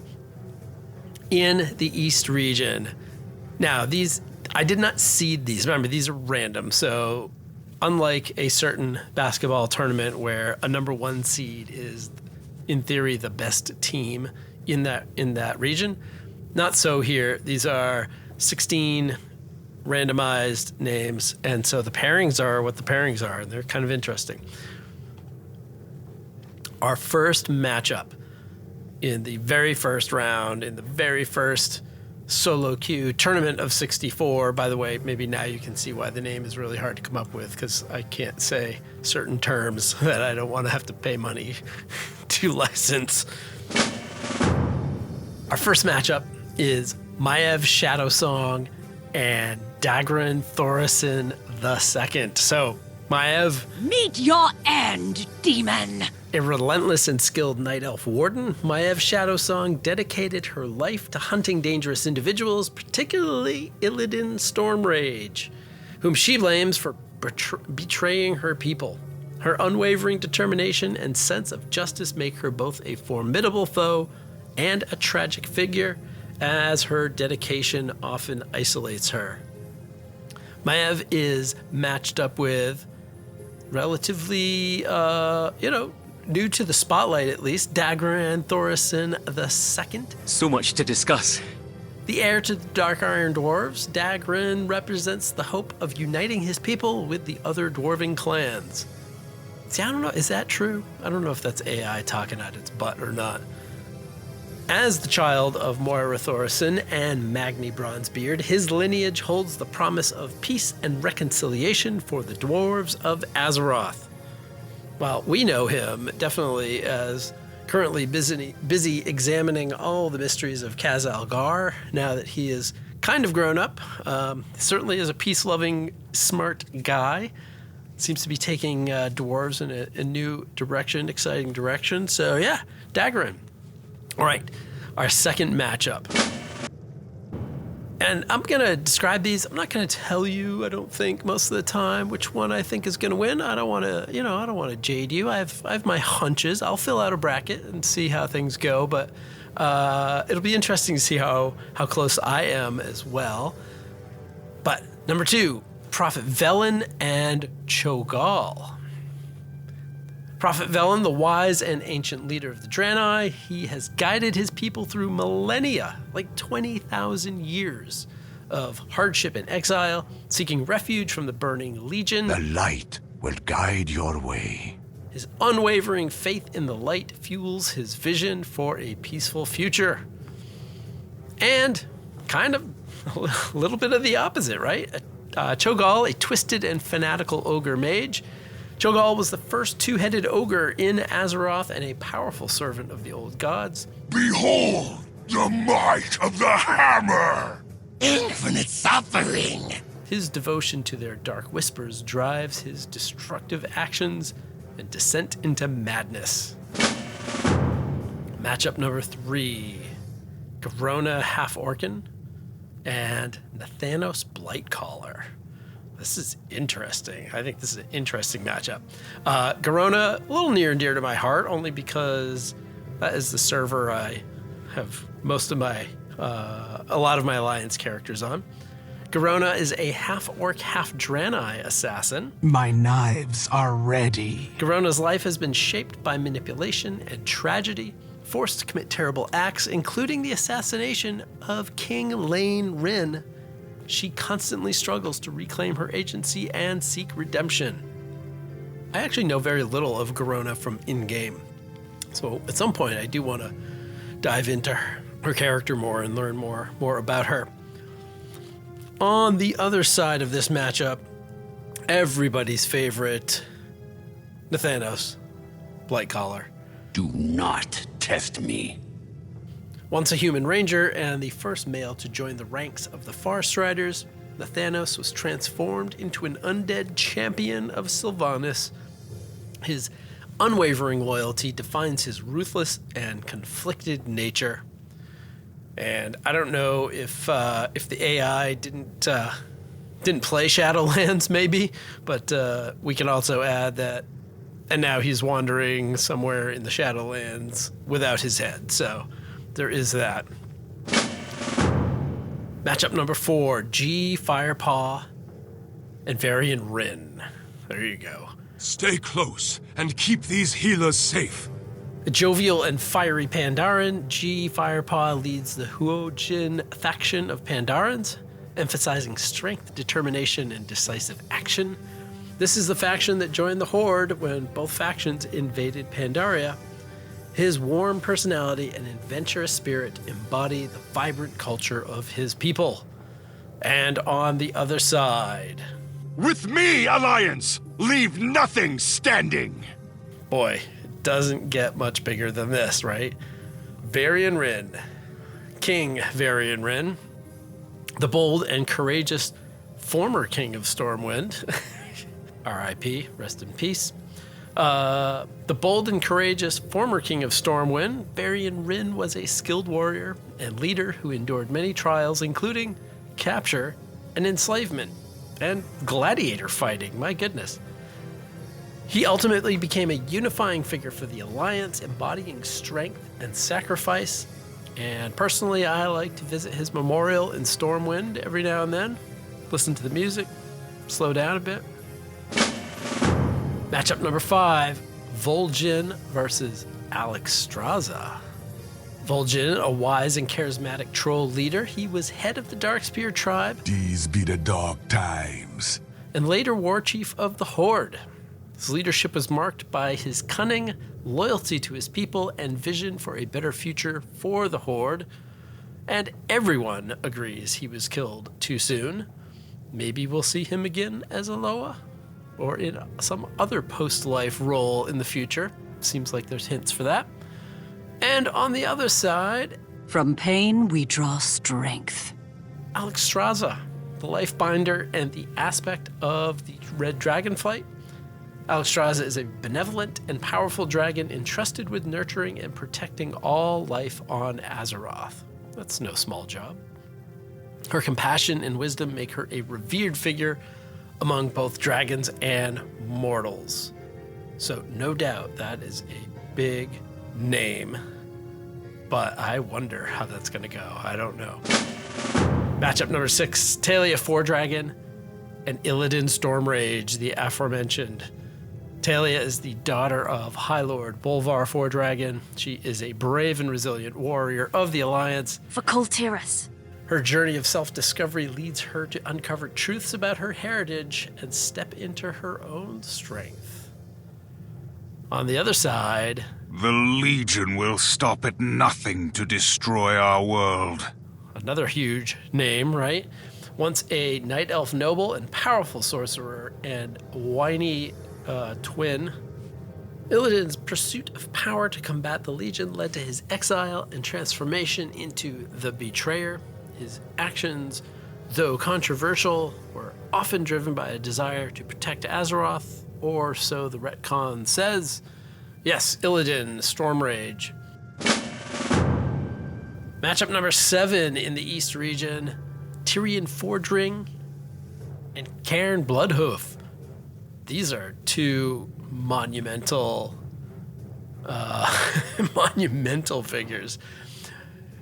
Tyrion Fordring, a noble paladin, is renowned for his unwavering faith and heroism. Put your faith in the light, and all is possible. He played a crucial role in the defeat of the Lich King, wielding the legendary blade Ashbringer to uphold justice and hope. I am Cairn, chief of the Bloodhoof Tauren. And Cairn, the wise and honorable leader of the Tauren, Cairn Bloodhoof was a paragon of strength, wisdom, and diplomacy. His leadership helped establish Thunder Bluff as a haven for his people. And the last matchup. Ooh, I didn't even realize this. It's a dwarf-on-dwarf battle. Falstead Wildhammer and Bran Bronzebeard. So Falstead Wildhammer, the daring and steadfast leader of the Wildhammer dwarves. Wildhammer! He is known for his mastery of griffin riding and his dedication to his people's independence and traditions. Versus Bran Bronzebeard. Give me a moment, champion. Renowned explorer, younger brother of Magni and Muradin, Bran is celebrated for his boundless curiosity and discoveries that have unlocked many mysteries of Azeroth's history. And we all know him and love and hate him for his leading us through countless delves and telling us to stop standing where there are Nerubians. So there you go. That is the East region matchups.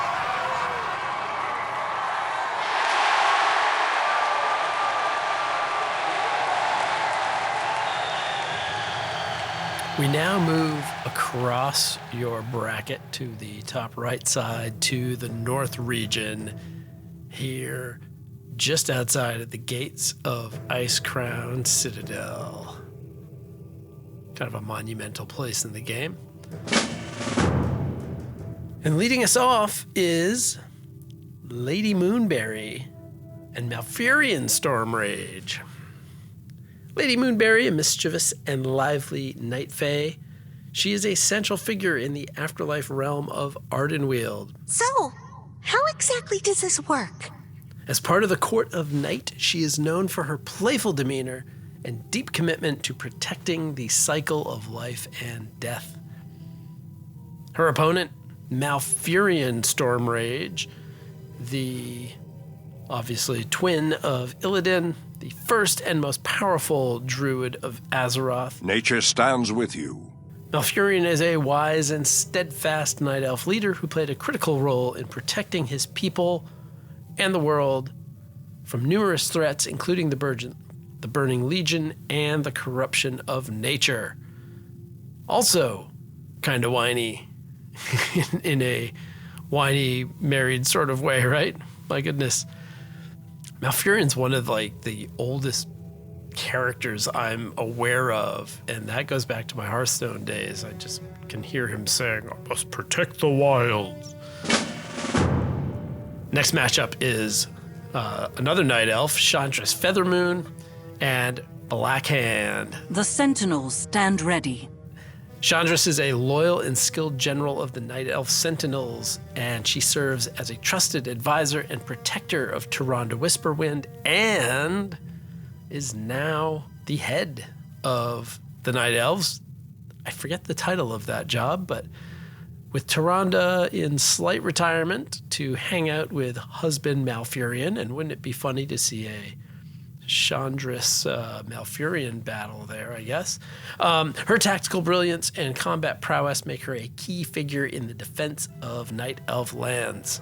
And I know that these descriptions are taking over the whole of the game, not just what's going on right now. So yeah, some of them are a little janky. Blackhand, known as the Destroyer, Blackhand was the brutal and cunning war chief of the Horde during its initial invasion of Azeroth. So this goes way back. He was manipulated by Gul'dan, and his leadership was defined by ruthless strategies and a hunger for dominance. That's all you can muster! And am I wrong, or was Blackhand also in Warlords? Isn't he one of the leaders of... I guess, because that's an alternate universe. So that's what I was thinking when I chose him. All right, on to our next matchup. A couple of M's. Magni Bronzebeard versus Marin Noggenfogger. So, once the king of Ironforge, Magni was transformed into a living diamond to serve as the speaker for Azeroth, allowing him to commune with the Titan World Soul. His wisdom and sacrifice symbolize his dedication to protecting the planet. I'm speaking for no one these days. He has now regained his dwarf legs and is kind of among us again, released from duty. He is facing someone in kind of front and center in 11.1, Marin Noggenfogger, a quirky goblin alchemist and merchant. I can't talk. They'll know. Noggenfogger is famous for his inventive and eccentric creations, such as Noggenfogger Elixir and his ever-present entrepreneurial spirit in Gadgetzan, and has now been reconnected with Undermine. So there you go. Magni versus Marin. Matchup number 12 is Bolvar 4 Dragon versus Mela High Mountain. Bolvar, of course, a noble and selfless paladin. He became the latest Lich King to keep the Scourge in check after Arthas' defeat. Do not be merciful. His transformation into a fiery undead figure reflects his immense sacrifice for the greater good. Also has been relieved of duty, so there you go. I don't know what's become of Bolvar since Shadowlands. Do we know where he got off to? Not that he didn't deserve a massive break, but curious. And Mela High Mountain. As chieftain of the High Mountain Tauren, Mela is strong and compassionate. High Mountain stands. A leader who had united her people after years of struggle. Her courage and wisdom make her a respected ally of the Horde. Matchup number 13, Lorthramar Theron and Gen Greymane. Love him or hate him. Here we go. Baladash Malanore. The pragmatic and resourceful Regent Lord of Kel'Thalas, Lorthramar leads the Blood Elves with strength and diplomacy, navigating his people through alliances, betrayals, and the challenges of rebuilding their homeland. He is facing... Boy, he really is a divisive figure, right? Gen. Proud and fierce Worgen, Gen Greymane is the king of Gilneas. Stand as one for the Alliance! And a staunch supporter of the Alliance. His loyalty and grief, particularly for the loss of his son, define his passionate dedication to protecting his people and, most of the time ignoring his daughter. But he's coming around on that, so we're getting there.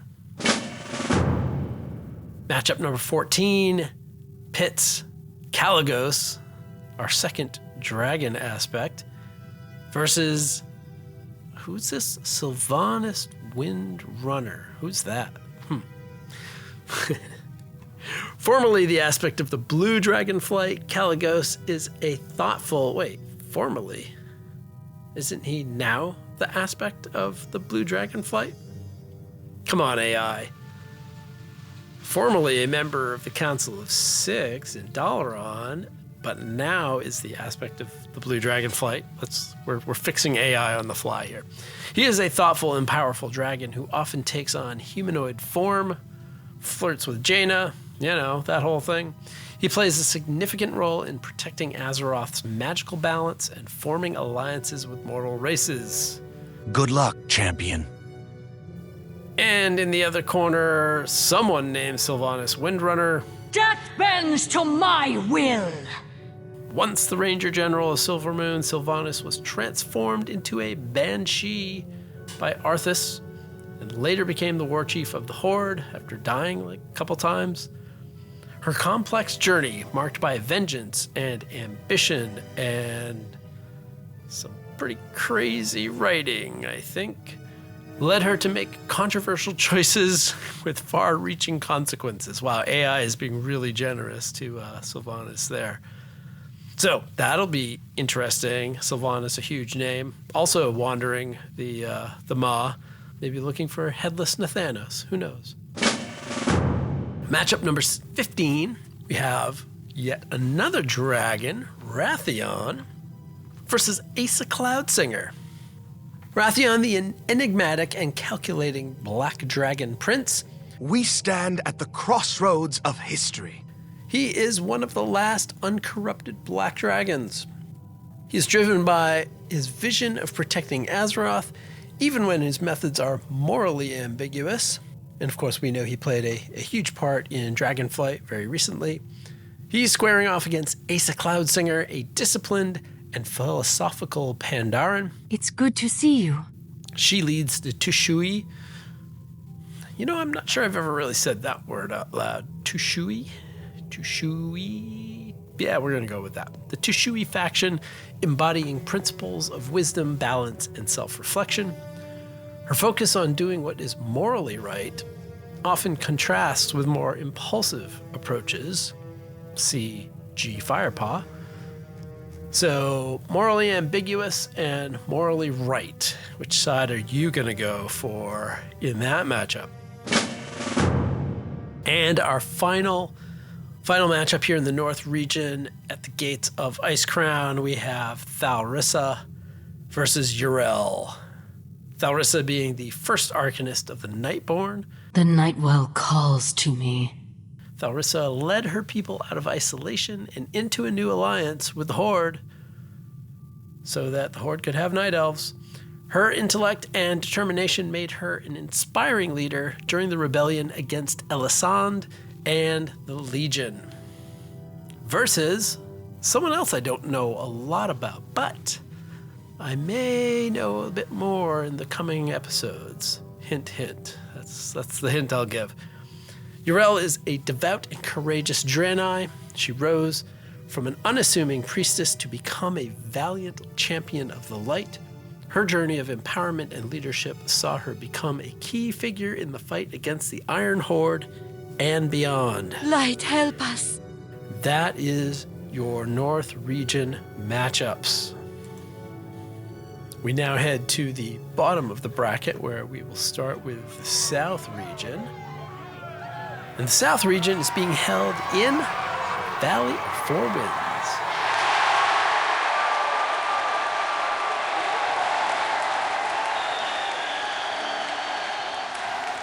So here we are in the Valley of Four Winds, just downhill from the town of Half Hill as the fields open up. And we kick this region off with a matchup between Monty Gazlowe and Vorik. You're welcome, Snick of Vol'dun. This one's for you. Gazlowe, of course, no bigger right now in 11.1. A crafty goblin engineer and entrepreneur. Back in business. Monty Gazlowe is the mayor of Ratchet. Is he still the mayor of Ratchet? I know he was. And a master of innovation, known for his resourcefulness, he has played a pivotal role in engineering projects across Azeroth, including Orgrimmar's fortifications. And he's now the populist leader of the uprising against Gallywix in, having been convinced by Renzik to lead that charge and make the world a better place. So there you go, Monty Gazlowe. And he is opposed by Vorik, a proud and honorable Sethrak leader from Vol'dun. Sethralis, save us all. Vorik is devoted to safeguarding his people and upholding the traditions of the Faithless tribe. Uh-oh. Snake of Vol'dun is not going to be pleased with AI here. Vorik is not the leader of the Faithless. He is the leader of the devoted faction of Sethrak and responsible for fighting against the Faithless and winning. That's interesting. AI, not perfect. Come on, you had 50-50 chance. AI. His bravery shines through as he fights to protect his homeland from threats like the Sethrak Empire, the Faithless, if you will, the Korthic faction. So yes, Vorik, proud and honorable Sethrak leader who triumphs over the bad guys. All right. Onwards to someone else front and center in the War Within, Illyria Windrunner versus Terran Zoo. Ooh, interesting. My arrows strike true. Illyria, of course, the eldest of the Windrunner sisters. Illyria is a skilled ranger who harnessed the powers of the void after centuries of combat, parentheses, so that the Alliance could have blood elves, end parentheses. Her unyielding resolve to protect Azeroth and her family makes her a complex and formidable character. Yeah, she is definitely complex, and she is a badass, no doubt. And currently chasing Xalatath all over creation, so. But standing in her way is Terran Zoo, one of my favorite NPCs in the game. I like both of them, but Terran Zoo, the stern and disciplined leader of the Shadow Pan. Discipline. It is the only way. He is a Pandaren monk dedicated to maintaining balance and protecting Pandaria. His teachings and combat skills embody the serenity and strength of his people. He also is a badass, so two badasses. I love the matchups. This is fascinating. I don't know. I assume Illyria will win this matchup because, she's big right now in the story, and let's face it, Mists was a while ago, although it wasn't that long ago for Remix, and it's coming again as Classic. Oh my god. Really, Bronze Dragons have taken over the offices of the Classic team, haven't they? So, Illyria versus Taranzu. Matchup number 19 features Khadgar, everybody's favorite wizard, and Lady Liadrin. Okay, Khadgar, a brilliant mage and one-time apprentice of Medivh. He became one of Azeroth's most powerful spellcasters. As a key figure in the fight against the Burning Legion and other threats, his wisdom and humor are well loved among his allies and players. Come on. Who else has given us great dad jokes? It is a world of wonder. He squares off against Lady Liadrin, a fierce and devout Blood Knight. Lady Liadrin is the matriarch of the Blood Knights and a staunch defender of Quel'Thalas. Quel'Thalas? Let's go with Quel'Thalas. Her journey from vengeance to redemption epitomizes her deep connection to the light. I am the blade of the light. And her people. Number 20. Just stepping away from his audiobook recording microphone, Matthias Shaw, taking on Princess, now Queen, Talanji. Is she a queen now? I forget. It's Shaw. Matthias Shaw. Matthias Shaw, the cunning and elusive leader of SI-7. Matthias Shaw is a master spy who serves as the Alliance's intelligence chief. His skills in espionage and loyalty to the Alliance make him an indispensable figure in covert operations. Yeah, he's pretty cool. And really, he's got a great voice actor on his side. So there you go. He is opposed by Talanji, the strong-willed princess of the Zandalari trolls. Talanji is a skilled diplomat and warrior.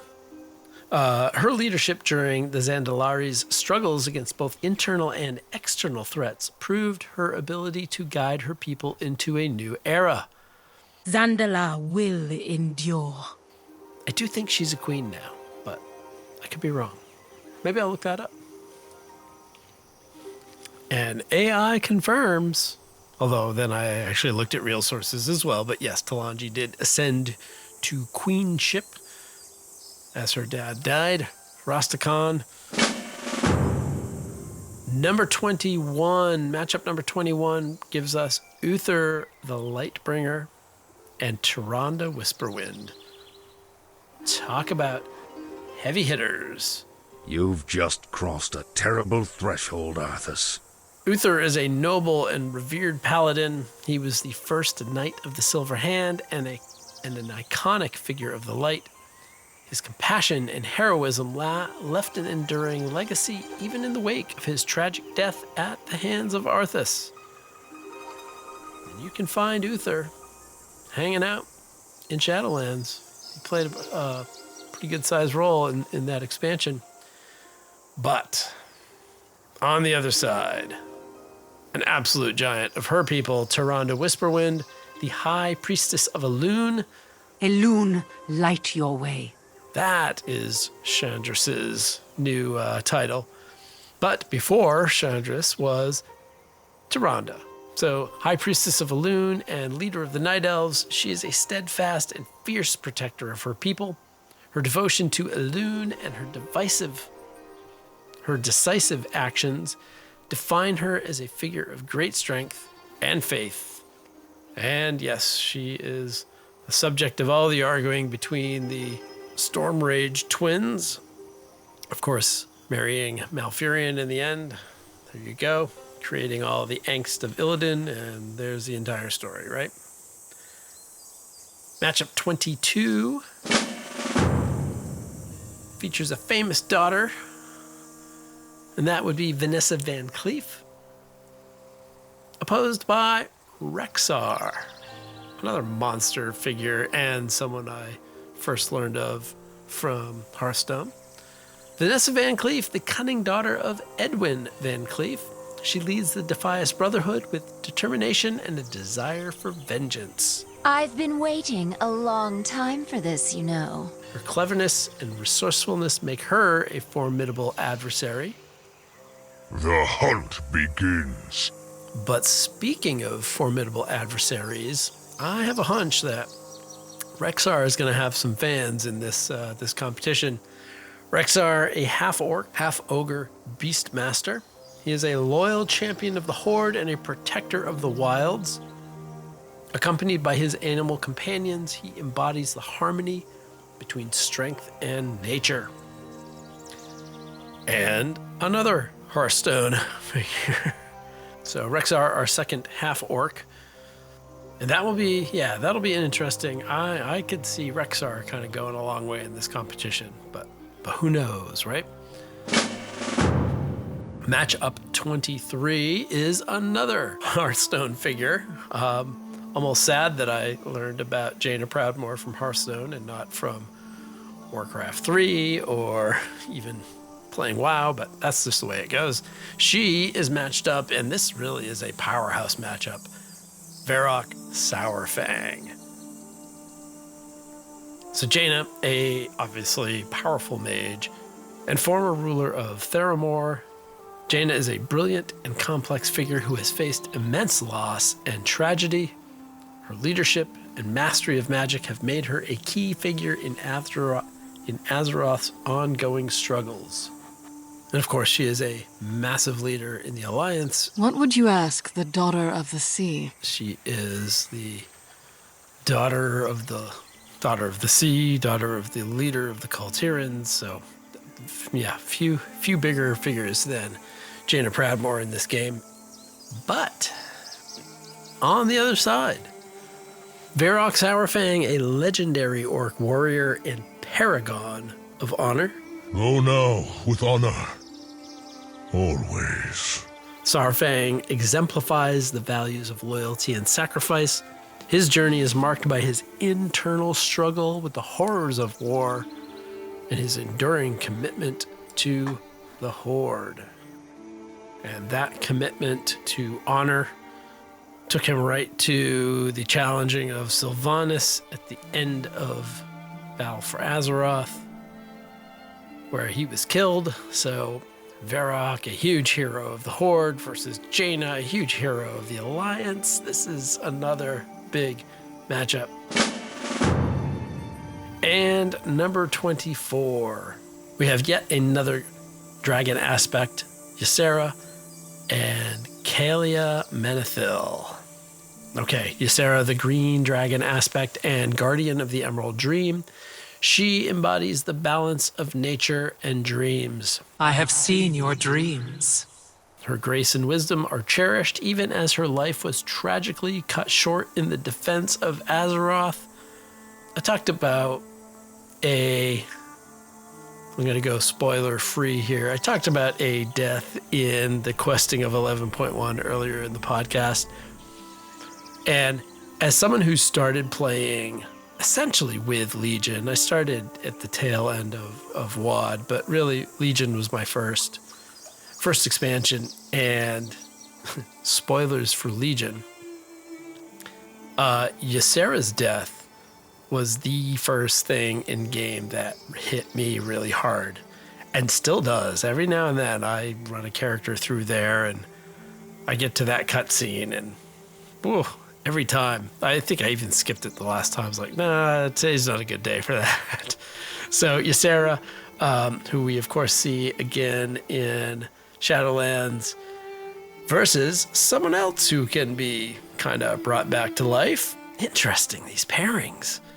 Kalia Menethil, the, of course, sister of Arthas? Who's Arthas? I forget. A compassionate and resilient member of the Menethil royal family, Kalia emerged as a leader among the Forsaken. Her unique position as both human and undead symbolizes hope and reconciliation for her people, unless you hate her, right? Aren't the undead community pretty mixed on this light-born Forsaken? May you see the truth of the light in the beyond. So she's an interesting new version of a Forsaken. And while we're talking Menethils, real briefly, you'll notice Arthas is not on this list. And there's a couple of reasons for that. One, I kind of went with people, not player characters. I kind of went with people or NPCs who were interactable in the game and not just bad guys. I know that Arthas is a character going back and certainly before, Warcraft 3. But in World of Warcraft, he's really just the bad guy. He's just the Lich King. So I kind of left him out. If we do this again, spoilers, we're going to see Arthas in, next March. Just saying. All right, there you go. There's your hint as to what next year is going to be. Yes, I have plans that far ahead. Okay, that takes us to the end. Again, that's a interesting matchup as well. So that's the last one in that North region, and we get out of the icy cold of Northrend, and we head to Thunderbluff for the West region.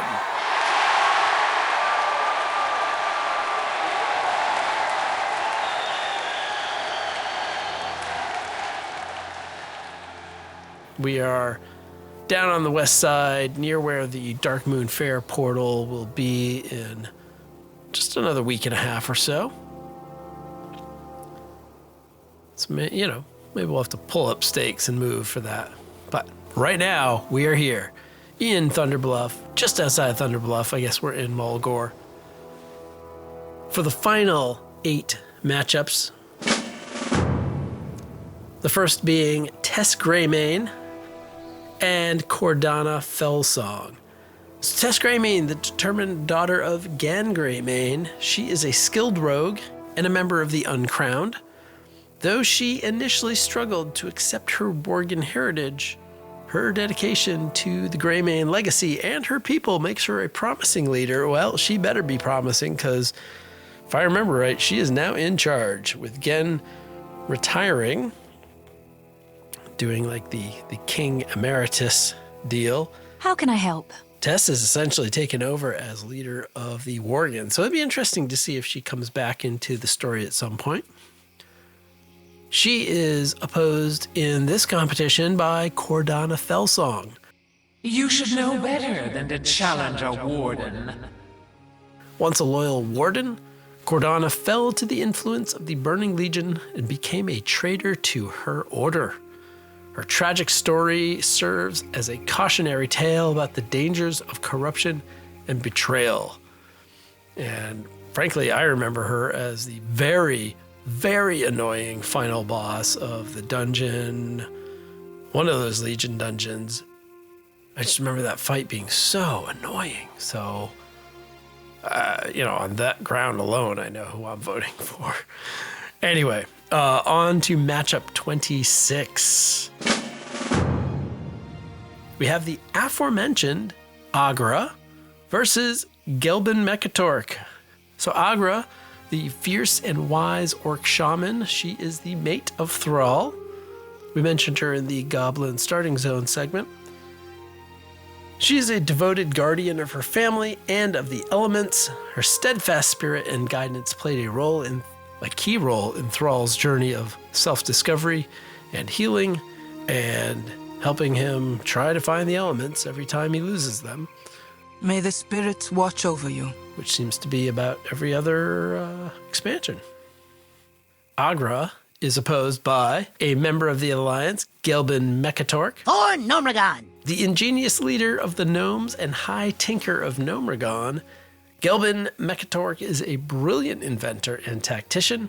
His innovative mind and resilience have helped his people overcome numerous challenges. On to matchup 27. We have yet another dragon. This time not an aspect. Chromie versus Lily Stormstout. Chromie, a cheerful and enigmatic bronze dragon. She often takes the form of a gnome to interact with mortals. Haven't we done this before? As a guardian of time, she plays a vital role in preserving Azeroth's timeline from interference. And Chromie, love her or hate her, is opposed by someone else who's kind of cheerful and eager. This is gonna be great! That is Lily Stormstout, a spirited and adventurous young Pandaren. She's always eager to explore the world beyond her island home. Her curiosity and bravery are matched by her love for her family, especially her uncle, Chen Stormstout. Our next matchup is Turalian versus Lillian Voss. So we've got another Alliance Horde matchup here. Turalian, of course, a devout and heroic paladin. The army of the light stands ready. He has dedicated his life to the light and fighting the forces of evil after spending a millennium. That's 1,000 years, people.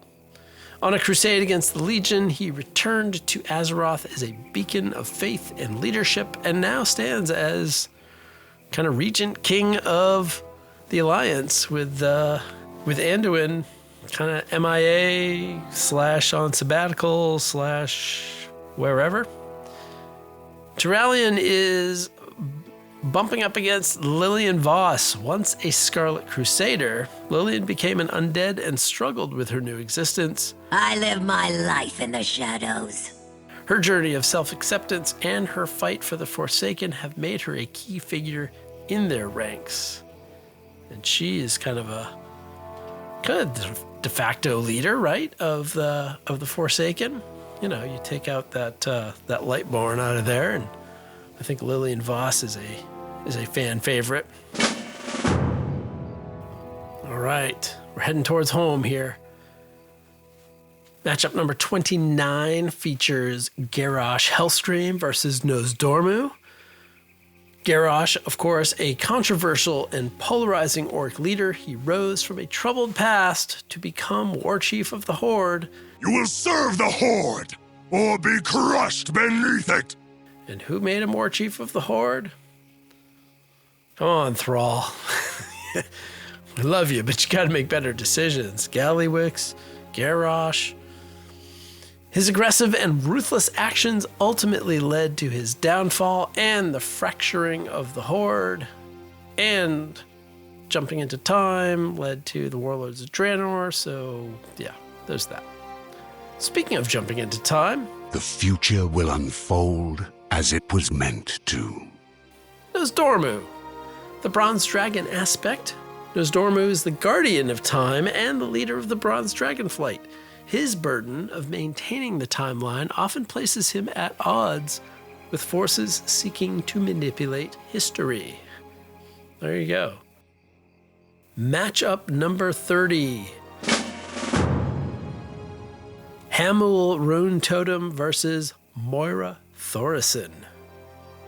Okay. Hamul Rune Totem is a wise and peaceful Tauren druid.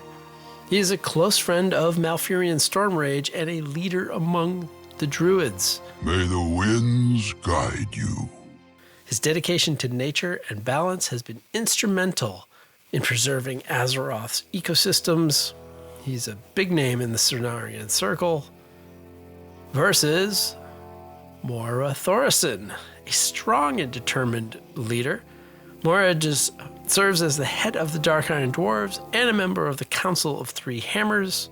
May your hammer strike true. Her actions have helped bridge the divide between the dwarven clans. There you go. Our penultimate matchup. Number 31 features Gayara versus Chen Stormstout. Gayara, of course, a fierce and proud Magar orc from Draenor. Gaara serves as champion of her people and a staunch defender of their traditions. Her strength and fiery determination embody the resilience of the Magyar. Oh, will they also talk the enemy to death? And we have Chen Stormstout, a jovial and adventurous Pandaren brewmaster. Chen travels Azeroth in search of new ingredients and experiences. His warm personality and combat skills make him a valued ally to those he encounters. A worthy opponent. So interesting, some kind of minor characters of note matching up there. And the final matchup is an interesting one. Valera Sanguinar and Thrall. Two more Hearthstone introductions for me. Valera, a cunning and agile blood elf rogue. The pleasure is mine. She's also a close ally of Varian Wren, King Varian Wren, come on AI, King Varian Wren, and a loyal member of the Alliance. Her resourcefulness and tenacity make her a formidable fighter. So yes, she is someone who has kind of steered out of some of those politics as a blood elf, but also as a, working a lot for the Alliance. She can kind of pass between those sides. And I don't know, I've given him some crap a couple times now, but the final competitor in the round of 64 is for the Horde. Thrall. Once a slave and a gladiator, Thrall rose to become one of the most iconic leaders of the Horde. As shaman and war chief, his vision of unity and peace has shaped the Horde's identity and destiny. And boy, love him or hate him, I think we are all glad that he is back in the leadership of the Horde. No, back in the leadership of Blizzard. Anyway, Yeah, that's a pretty big name there. I like Valera, but I'm sorry. That'll be interesting. Okay, well, there you have. That is your bracket for the 2025 Solo Queue Tournament of 64, where we are deciding the best WoW NPC. And I promise I'm going to give you a chance to send me all of your votes for people who did not make it, NPCs who did not make it, but not yet. So, to recap, here's what you can do. In this first round, there are two ways to play. First, and this is the only time you get to do this, send me a bracket that is fully filled out, that you have chosen a winner in every round all the way up to the champion. So 63 matchups in total, and you've picked winners for all of them. And send that to me, and I'll tell you how to send these things in a minute. The other, and frankly more important thing is, I want your first round votes. Now your votes may be different from your predictions, okay? So if you only send me one thing, I'm going to use it as your votes and your predictions, but they're probably going to be different things. So for the round of 64, send me a bracket with the winners of that first round indicated. Now, there's a couple ways you can do this, okay? If you want to go ahead and download the image and edit the image, circle the winners, that's fine. You can do that and then send me that or reply on social media with that. The other way to do this that kind of dodges that is you can send me a list of numbers, okay? For instance, if you find this post on Blue Sky or Twitter, you can reply to the post with all of the numbers of your choices of who's going to win. Essentially, you're going to list 32 numbers. It'd be either 1 or 2, either 3 or 4, either 5 or 6. You get the picture. Pick the number of the character. You don't have to just list all the names. If you want, that's great. That's easier. But if you want to be lazy, and I have no problem with that, just send me the numbers of the people who you think are going to win in the first round. Again, after 3 days, I am going to stop accepting votes. I'm going to tally them up. I'm going to pump out a revised bracket, and you get to vote again. And there will be 32 NPCs left, and you will choose 16. 3 days, we'll do it again. 16 NPCs, 8 matchups, and then we will have 8 winners after that. And by then, I'll have another episode. I'll tell you all about it, and we'll go from there. So, Blue Sky, Twitter, Instagram, Facebook, Threads, I think. I think I can put a picture out on Threads. Anywhere you can find the bracket, you can reply to me with that bracket, with your post, with your DM. If you are friends with me or whatever, you can DM me, great. You can go to the website of the podcast and get it that way. You can email me, soloqwow@gmail.com with your responses. And like I said, 3 days, it's open. Vote, pass it around, share it.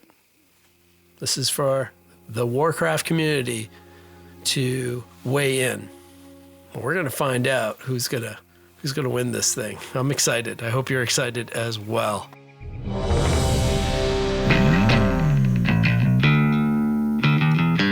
Well, for an alternate episode, we certainly have used up our time in the queue this month. Holy cow. I'm sorry. I'm having fun making this podcast, so there you go. I hope you're having fun listening to it. I don't need to get back into Azeroth. I need to get everything ready to go for all of this. So by the time you're hearing it, I will have done that work. But I'm excited for this round of 64, this tournament of 64 that I cannot call something else because I don't want to get in trouble. All of the music you hear, of course, and sounds are the work of the amazing people at Blizzard. #Don'tPlayMuted. And go watch that video and let them talk about how they make those sounds and the visual stuff too. And of course, the music taking us out is the song Ogre by my friends in the doom metal band Ogre. Check them out. Turn it up loud. Enjoy. I want to thank everyone who made this episode possible. My lovely and supportive wife, the good folks at Podbean who host Solo Q. And normally I would ask you to support the show over at patreon.com/soloqwow. I'm not going to do that this month. I mean, hey, if you want to, great. But I really want you to take to heart the message from Podcasthon and what they're trying to do. And again, if you want to donate something to Watts of Love, head to their website, WATTSOFLOVE.org, wattsoflove.org.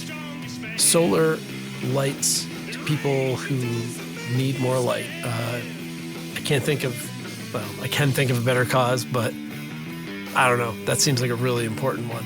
And if not, think about your own community and what you could do for the people in your part of the world,